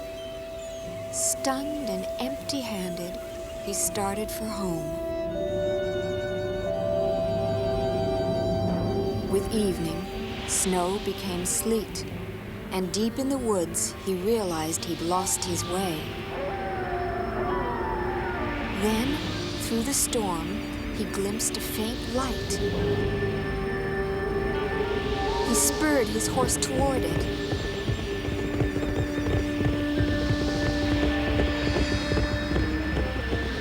Suddenly, the wind stopped. He looked around and found himself in the peaceful warmth of a moonlit garden before a glowing palace. Amazed, he left his horse and climbed slowly up the palace stairs. At the top, massive doors of bronze swung silently open, and he stared into a dazzling hall. Hello? Hello? Hello? Hello? Hello? Answered the echo. And then, except for the distant song of a nightingale, silence.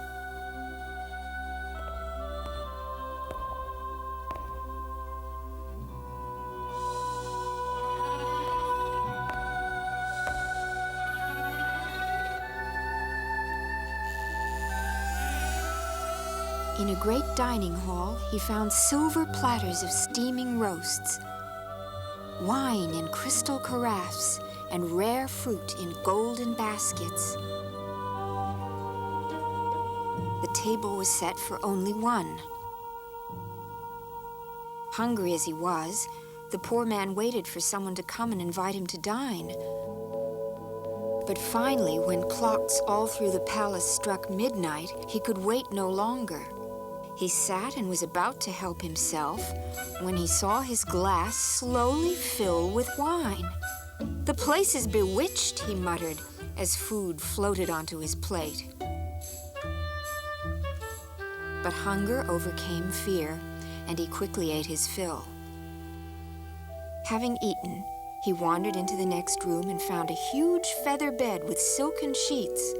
He lay across it, intending to rest for just a moment, but fell into a deep sleep. Sunlight woke him, and he found himself wearing a fine linen nightshirt and saw his clothes laid out clean and dry. He dressed quickly and ran through the palace, calling, "Who is master here?"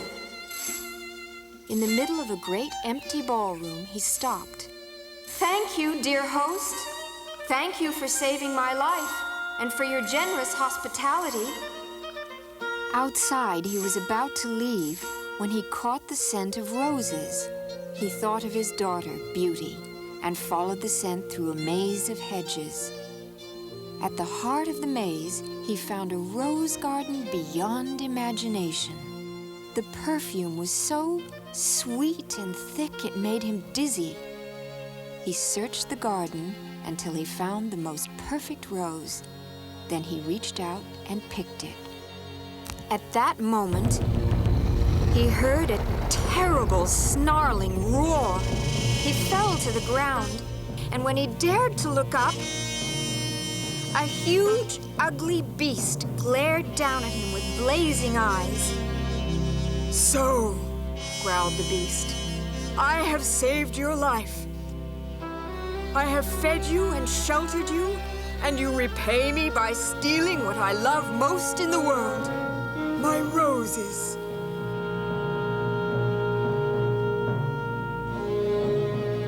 You must die." "Oh, please, dear sir." "Don't call me sir, and don't argue. You must die." "But I meant no harm. The rose was for my daughter, Beauty." "You have a daughter?" "I have 3 lovely daughters who depend on me, my lord." "Call me beast! You have one chance to live. If one of your daughters willingly comes here to take your place, I will spare you. I would never sacrifice my daughters. Silence! You may go home, but at the end of 1 week, either you or one of your daughters must come to me. Now go. At this, the merchant felt the garden spin around him, and he fainted dead away. When he opened his eyes, he was in his own bed. "Oh, Father," said Beauty, "we're so glad you're alive.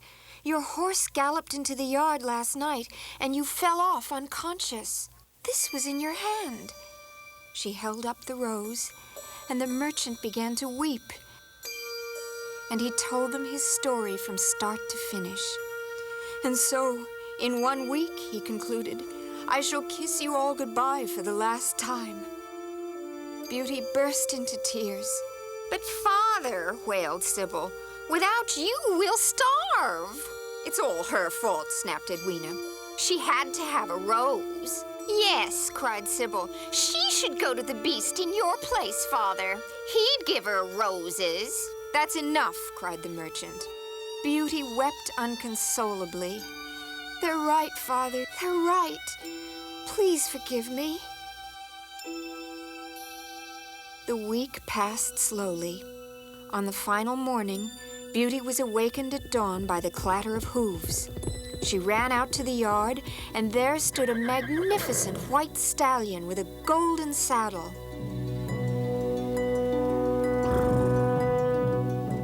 "Beauty, no! I forbid it!" Her father's cries were drowned out by the thudding hooves. Beauty laid her cheek against the horse's neck. It was like riding the wind.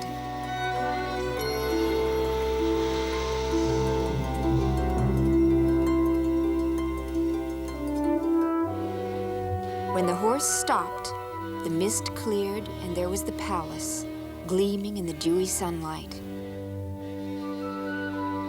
When the great bronze doors opened without a sound, she cried out, but she saw no beast. She saw no one.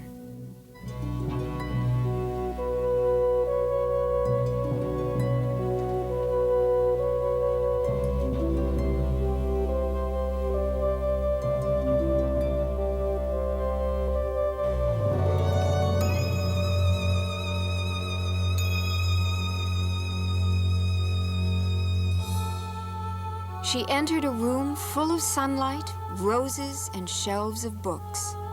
A book lying on the table slowly opened, and Beauty read, "Dearest Beauty, have no fear. You alone are mistress here.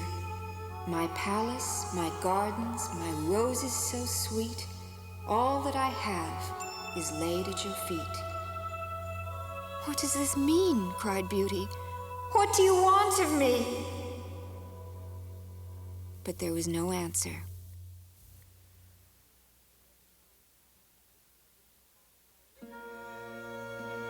In the great dining hall, Beauty sat alone and waited.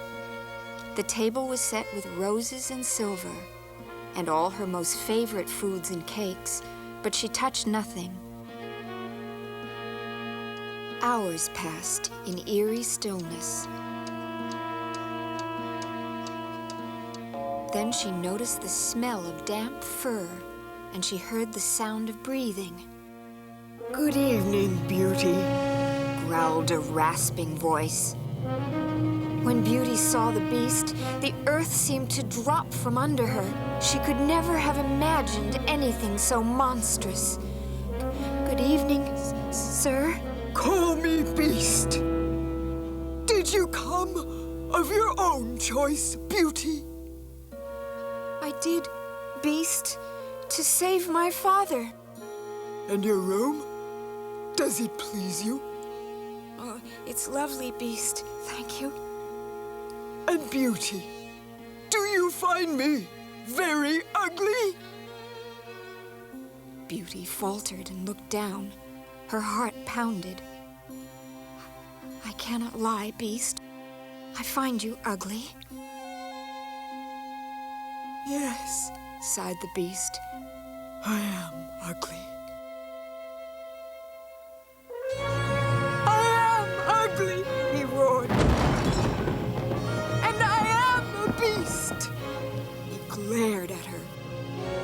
covered his eyes, and after a moment said softly, Beauty, may I sit with you each evening while you dine? If you wish, said Beauty. And Beauty, will you be my wife?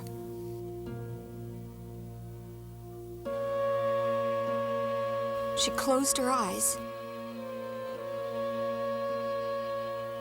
I cannot, beast. I do not love you. The beast groaned and turned away. Good night, Beauty.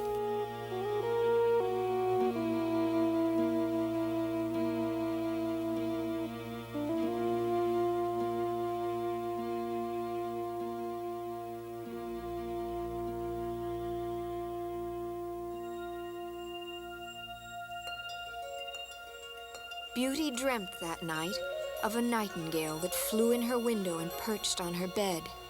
The bird sang a sweet, haunting song. Dearest Beauty, have no fear.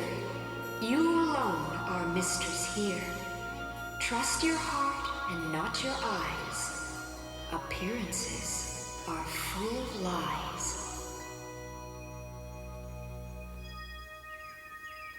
Sunlight woke her. She dressed and wandered out among roses of every color and fragrance. She came upon a huge cage full of strange and wondrous birds. They looked at her and fluttered helplessly against the bars. I wish I could free you, she said. Then she thought of the beast and shuddered.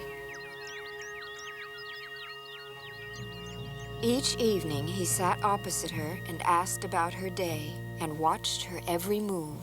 His eyes, she thought, are not the eyes of a beast. They're so sad and full of mysteries.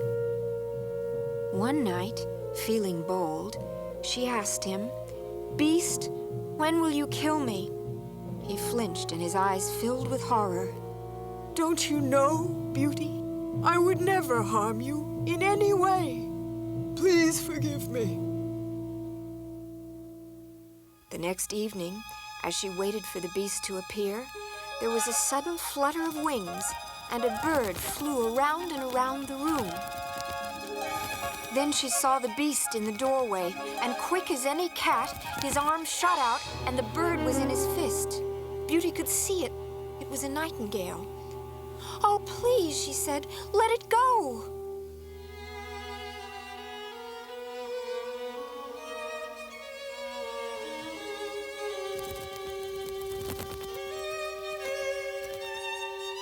Beast, said Beauty, when will you set me free? She looked again into his eyes, and it was like looking into a forest. Behind a tree, she saw a fox. Here, the flash of some bird.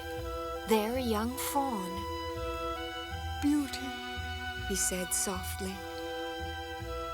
Will you be my wife? Dear Beast, you know I cannot. She dreamed that night that she rode on the back of a wolf in the arms of a handsome stranger, a prince, through a fantastic forest of vines and flowers. Ahead of them flew the nightingale. Then she heard her father calling her. Beauty! Beauty! With his voice growing fainter and fainter. She woke and realized that it had been weeks since she'd thought of him. Oh, Father, she said aloud, if only I could see you. She glanced into the mirror by her bed, and there she saw her father. He looked old and sick. His lips moved, speaking her name. She burst into tears, and that evening when the beast appeared, she fell to her knees and said, Please, Beast, let me go to my father. I'm afraid he is dying. Just for 1 week, said Beauty. He needs me, and I miss him so. I am only a beast, but I would die if you left me, Beauty. She was awakened that night by mournful howls and the sound of something crashing through the woods. She left her bed and hurried through the moonlit maze until she stood in the rose garden. The beast stepped out of the black shadows.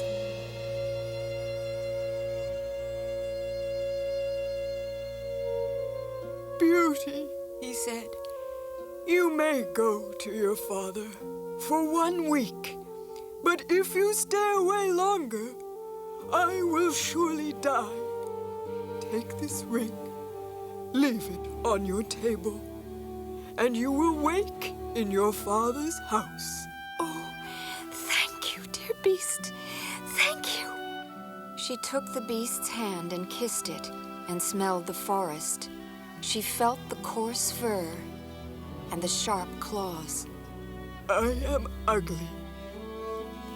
I am a beast and a fool. But Beauty, my heart is good. She looked into his eyes and almost wept. She saw such pain. Beauty, will you be my wife? Dearest beast, she answered, but looked away and shook her head. Returning to her room, she put the ring on her table, and when she awoke, she was indeed at her father's house. Beauty, cried her father, you're alive! Oh, dear Beauty, you will make me well again. When she looked around, she saw the house was now richly furnished and handsome. The morning you left, said her father, I found this chest of gold on the doorstep, and no matter how much I spend, it's never empty. And my sisters, asked Beauty, how are they? Thanks to the gold, they're both married now. I'll send for them. Edwina had married a handsome man who was vain and stupid, and Sybil had married a sly man who was mean and petty. The sisters were both miserable and secretly hoped that Beauty had been torn to shreds by the beast. When they saw her, radiant and looking like a princess, it was all they could do to hide their jealousy and rage. Oh, we've missed you so, they said. And I've missed you, but I can only stay 1 week. The beast said he would die if I didn't return. The evil thing, said Edwina. Let him die. Yes, cried Sybil. Then his palace would be ours. And of course, added Edwina, you would be free. No, said Beauty. He's been kind to me, and I promised. Her sisters stared at her. You must be mad, they said. Later, Edwina drew Sybil aside. She wants all the wealth for herself, the greedy pig. Yes, said Sybil. Let's keep her here beyond the week. Either the beast will die, or he'll tear her limb from limb for being late. Perfect, said Edwina. So when the time came for Beauty to leave, her sisters rubbed their eyes with onion, and tears flowed. Oh, please stay, blubbered Edwina. Please, sobbed Sybil. For father's sake. Beauty smelled the onion and doubted her sister's tears, but her father wept too. She found herself staying another day, and then another, until the beast and his palace began to seem unreal, like some children's fairy tale. After 10 days, she had a dream. She was alone at the beast's table, but it was dark and cold. From far off, she heard a pitiful groaning. Beast, is that you? She asked. Beast? Answer me. Forgive me for staying away so long. But she heard the groans growing weaker and weaker. Don't die, Beast! Don't die! Cried Beauty, running frantically through the moonlit maze. Then she heard the nightingale singing. Dearest Beauty, the hour is late. Happiness won't always wait. Run to the center of your own heart's maze. There find love for all your days.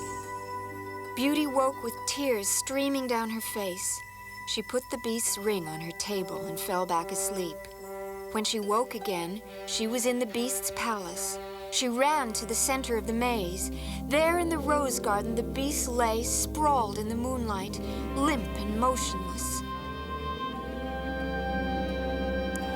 "Oh, dearest beast," cried Beauty, "please live, and marry me, and I'll never leave you again. I love you." At these words, the sun rose, and the great birdcage in the garden burst open. But Beauty barely noticed, for the beast had opened his eyes and looked at her. And as she watched his face, he was transformed into a young and handsome prince. "Dear Beauty," he said in a sweet voice, "your love has saved my life and changed me from a beast to a man who can love you in return." He embraced her, and they wept happily. "It was your heart I loved," said Beauty. "Your heart was always kind." "My heart was always yours," said the Beast Prince, as he took her hand and led her up the stairs of the palace. The doors swung open, and there stood Beauty's father and family. Over them hovered the nightingale who had brought them there. "Dearest Beauty, full of grace, your heart's as lovely as your face. You freed the prince, transformed the beast. Now all may dance at your wedding feast."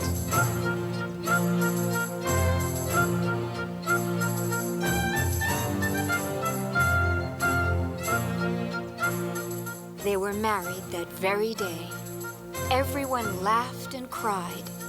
Everyone, that is, except the sisters, who were rigid with jealousy and rage. "Dear sisters," said Beauty, "give up your jealousy and hate. Open your hearts, and my happiness can be your own." But the sisters refused, and in moments, beginning with their hearts, they turned to stone. They became 2 statues at the doors of the palace. There they stood through the years and watched as Beauty and the prince filled the palace with laughter, children, and roses. The prince and Beauty lived long and happily, and their story lives after them, and it always will, as long as there is someone to tell it and someone to listen.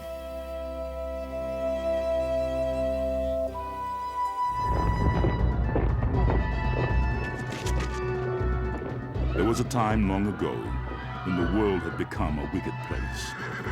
There were wars and murders. There was robbing and burning. Conquering armies ravaged the land, and families lived in the shadow of violence.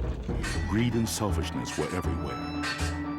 And there was a meanness of spirit in people that made them evil and cruel.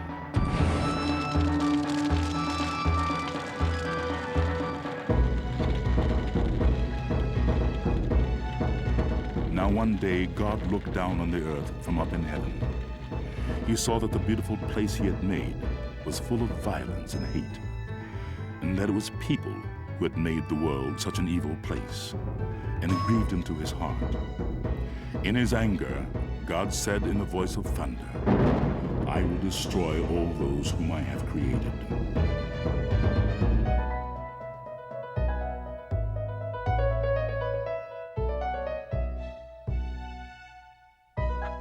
But in that dark time, there was one good, righteous man named Noah, who lived with his wife and 3 sons, Shem, Ham, and Japheth, and their wives. Noah and his family tended their animals with care and love, and in all things they obeyed the laws of God.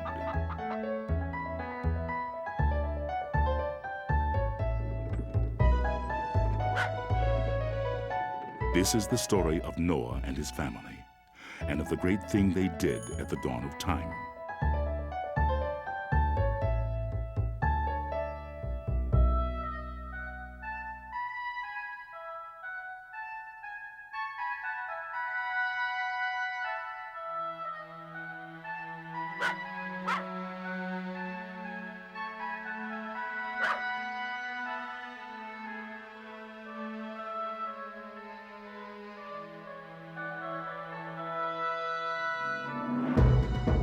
But the Lord remembered Noah and said, "You have found favor in my sight. You and your family will be spared."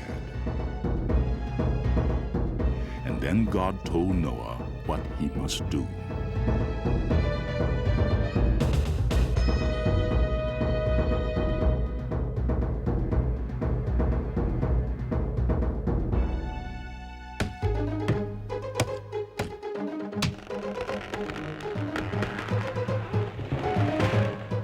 The Lord said, "I will cause a great flood to happen, and everything that is on the earth shall die.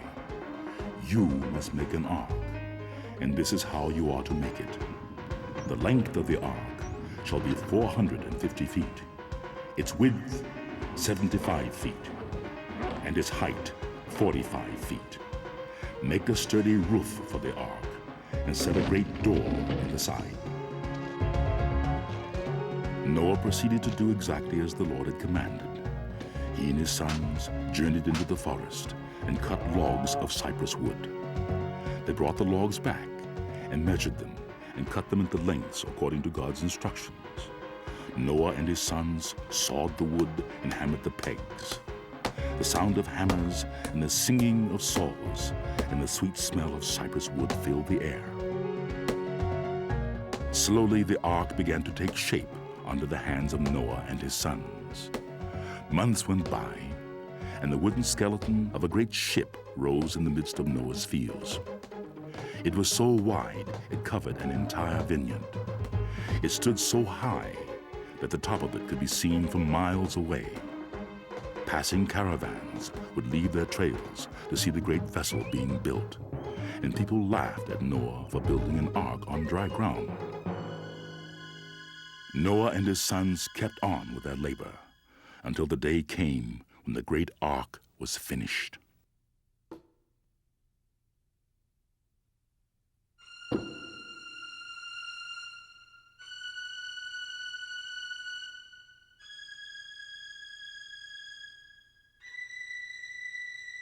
And it was a great ark, high and wide, thick and strong.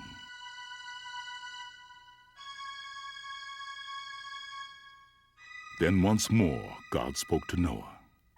"In 7 days I will send a great flood, and here is what I want of you. Take with you into the ark 2 of every living thing, great or small, that walks or creeps or flies. Take 2 of each, male and female, so all can survive and replenish the earth."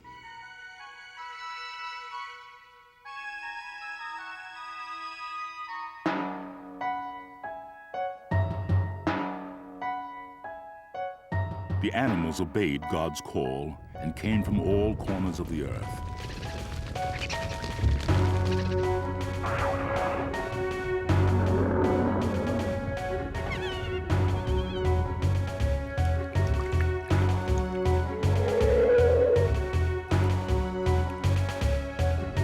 The beasts, birds, and other creatures of the earth made their way toward the ark, and the species were without number, and the procession was without end.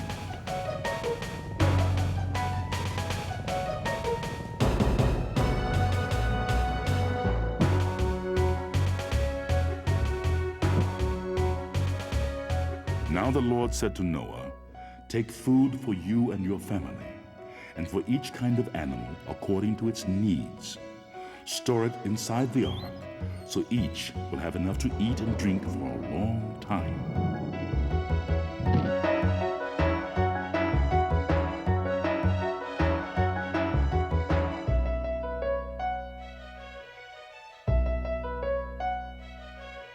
And when they had finished collecting all the food and water, Noah and his wife, his sons and their wives, all climbed aboard, stored their belongings, and made ready.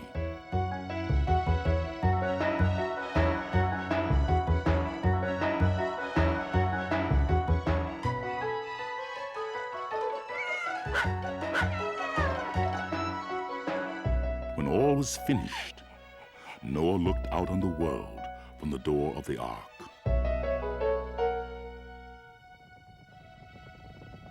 And then the animals came.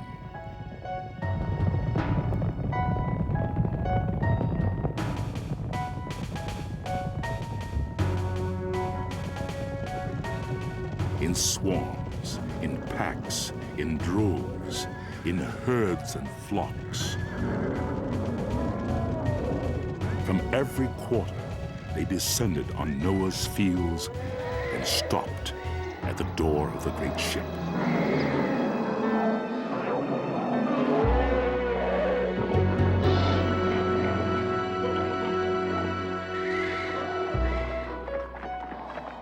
For 7 days, the parade of animals made their way up the wooden ramp and into the ark. 2 by 2, creatures all, large and small, foul and clean, good and mean, fierce and tame, in they came, pair by pair, gross and fair. All that walked, crawled, or stalked on dry earth found a birth. A place was there for every species and type. And still the procession continued in an endless stream.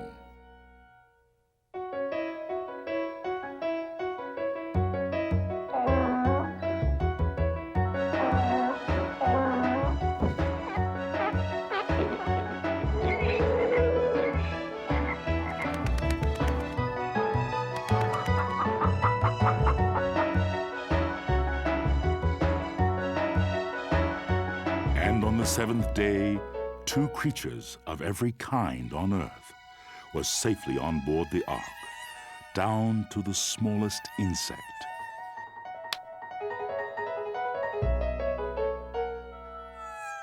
The world of God's creatures was contained in Noah's great ark.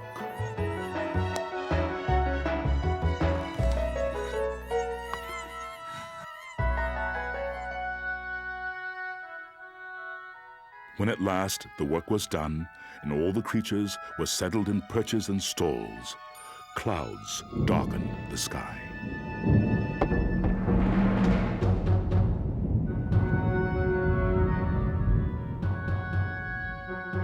Noah lifted the ropes attached to the great doors of the ark and pulled with all his strength. Slowly, they swung shut.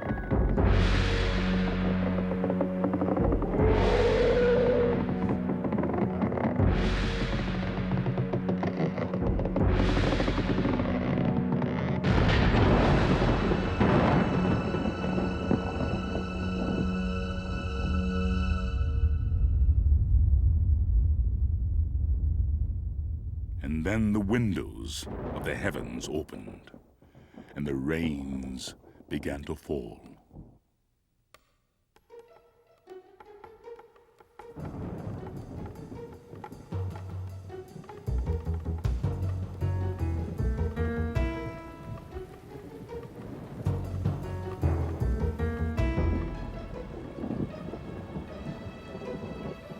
Lightly at first, the rains fell as though nothing more than a summer shower. The rains increased, creating puddles that grew into ponds. The ponds grew into lakes, and the lakes overflowed into streams. The streams swelled into rivers, and the rivers grew into raging torrents that flowed over the earth until they formed a vast flood that swept away everything in its path. Now the full force of the flood pounded the earth, uprooting trees and destroying everything in its fury. The floodwaters rose and lifted the huge ark off the land until it floated on a sea of destruction. The rising tide continued without stop. This was the flood that the Lord had ordained, which would destroy all life on earth. All that was inside the ark was safe, but everything on land with the breath of life perished. The floodwaters rose higher still, until even the highest mountains were covered.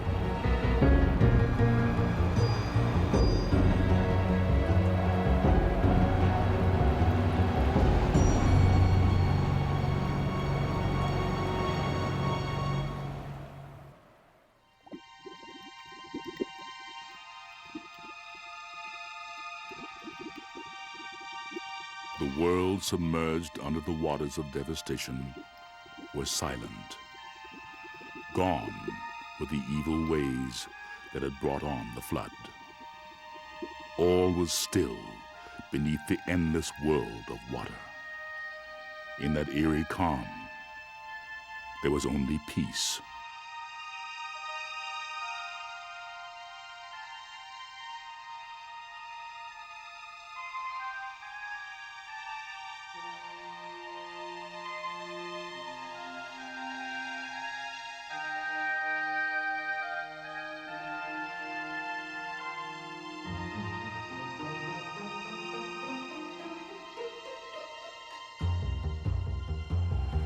But high above the earth, the rains continued. It rained for 40 days and 40 nights. The animals huddled in their berths and were frightened.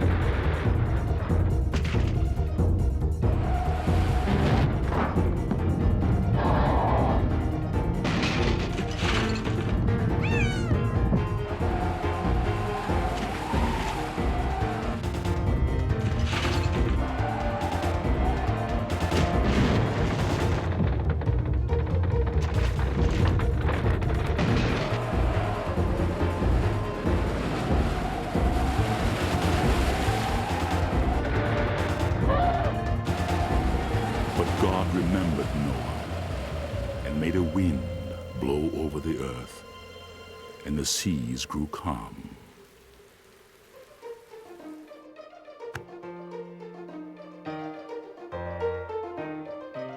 Noah and his family tended to each of the animals in the ark, giving each one food according to its kind.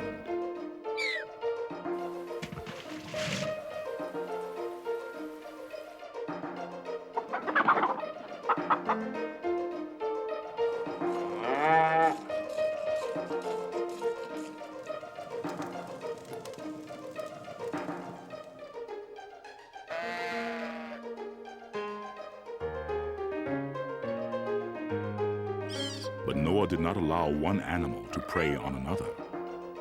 With only 2 of each, the ark was no place for devouring each other. The elephants, lions, and other creatures of the jungle were restless in their cramped quarters. The birds missed the air and sky, the land animals their hills and mountains. Noah and his family cared for them, and the creatures responded with the coos and howls, the squawks and growls that was their language.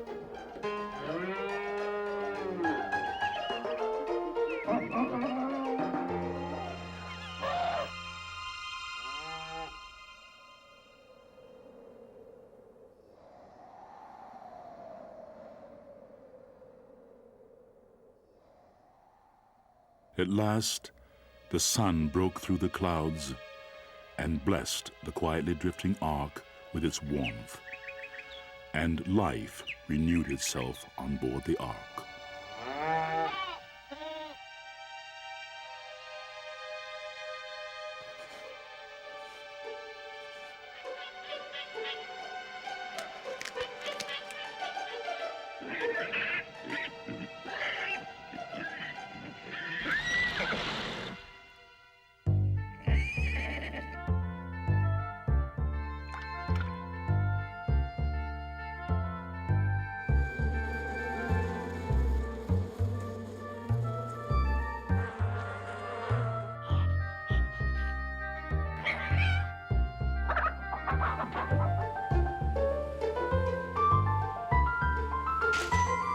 Noah looked down into the water and saw a welcome sight. Dolphins and whales and all the other creatures of the deep. And Noah knew then that whatever lived in water had survived.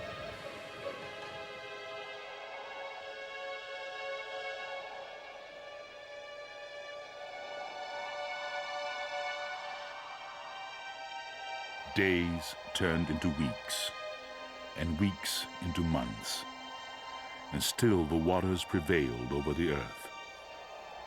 At night, the only sounds were the endless waters lapping at the sides of the ark, the creaking of her decks and timbers, and the cries of the animals that come to life after dark.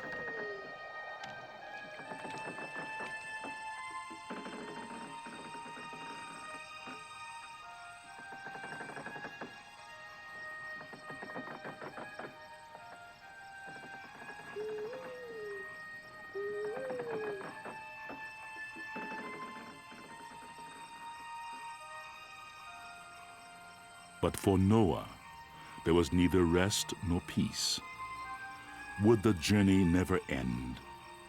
Would the waters never recede?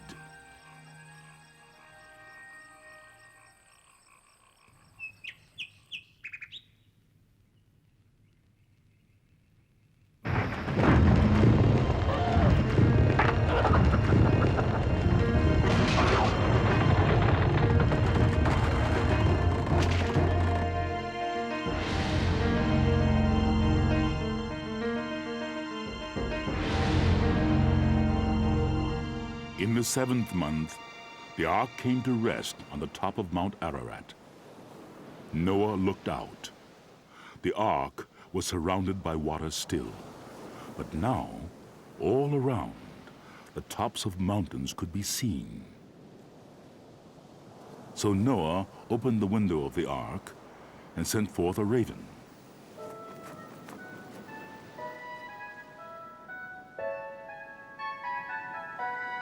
He also sent forth a dove to see if the waters had subsided from the face of the earth. The raven was never seen again. The dove flew far and wide and could find no place to set her foot.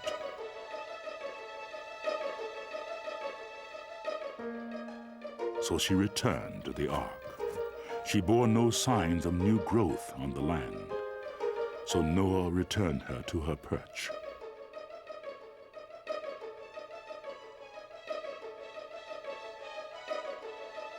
He waited another 7 days and again sent the dove out of the ark. And again she spread her wings and flew out over the waters. Then, just as the sun was setting, the dove reappeared in the sky. And as she neared, Noah saw that she held in her beak a freshly plucked olive leaf. So Noah knew that life had once again returned to the earth.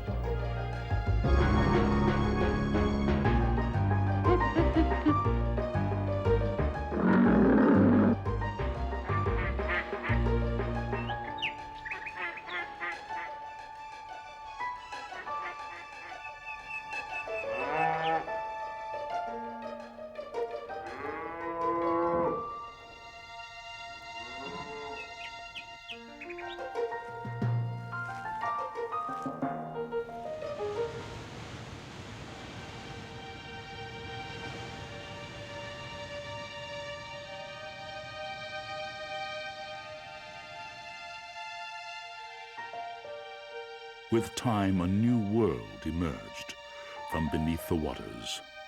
From the deck of the ark, Noah could see mountains and hills and solid ground on which to set foot, and he knew that the time had come to leave the ark.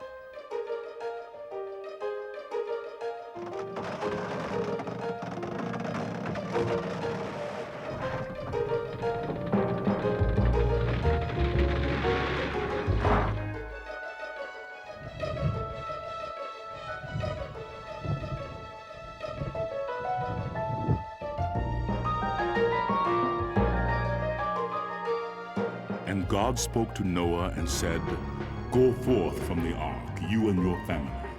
Set free every living thing that is with you, birds and animals and every creeping thing, that they may breed abundantly and multiply upon the earth."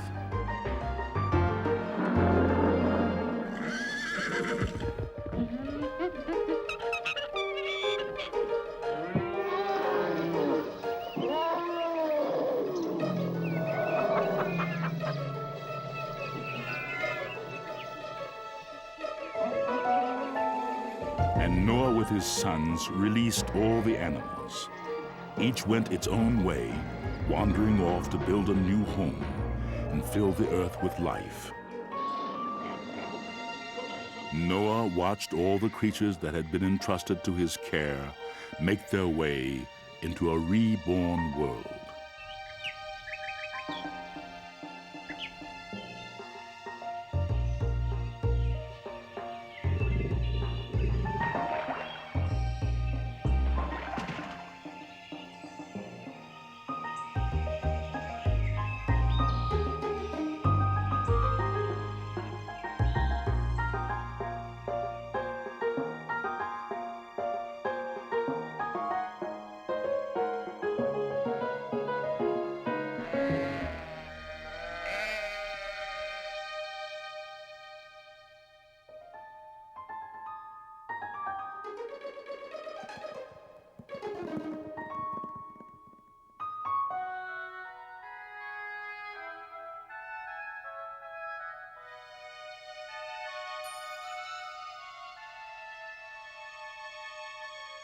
And Noah and his family left the great and mighty ark that had served them and the animals so well during the weeks and months of the flood.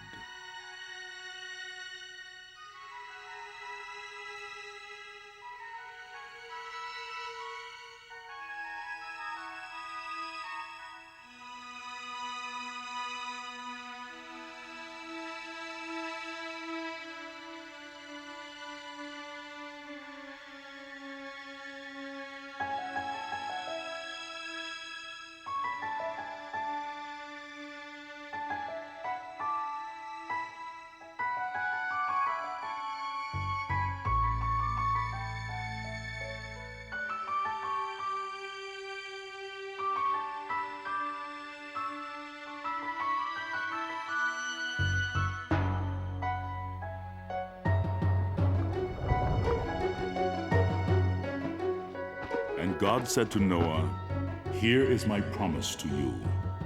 Never again will I curse the earth because of man. Neither will I ever again destroy every living creature as I have done.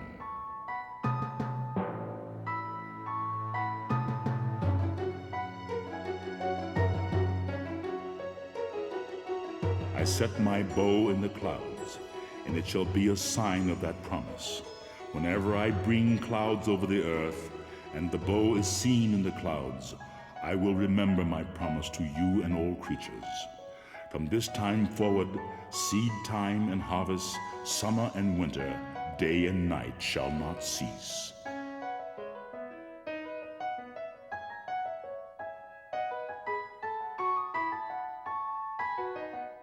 Noah's family offered thanks.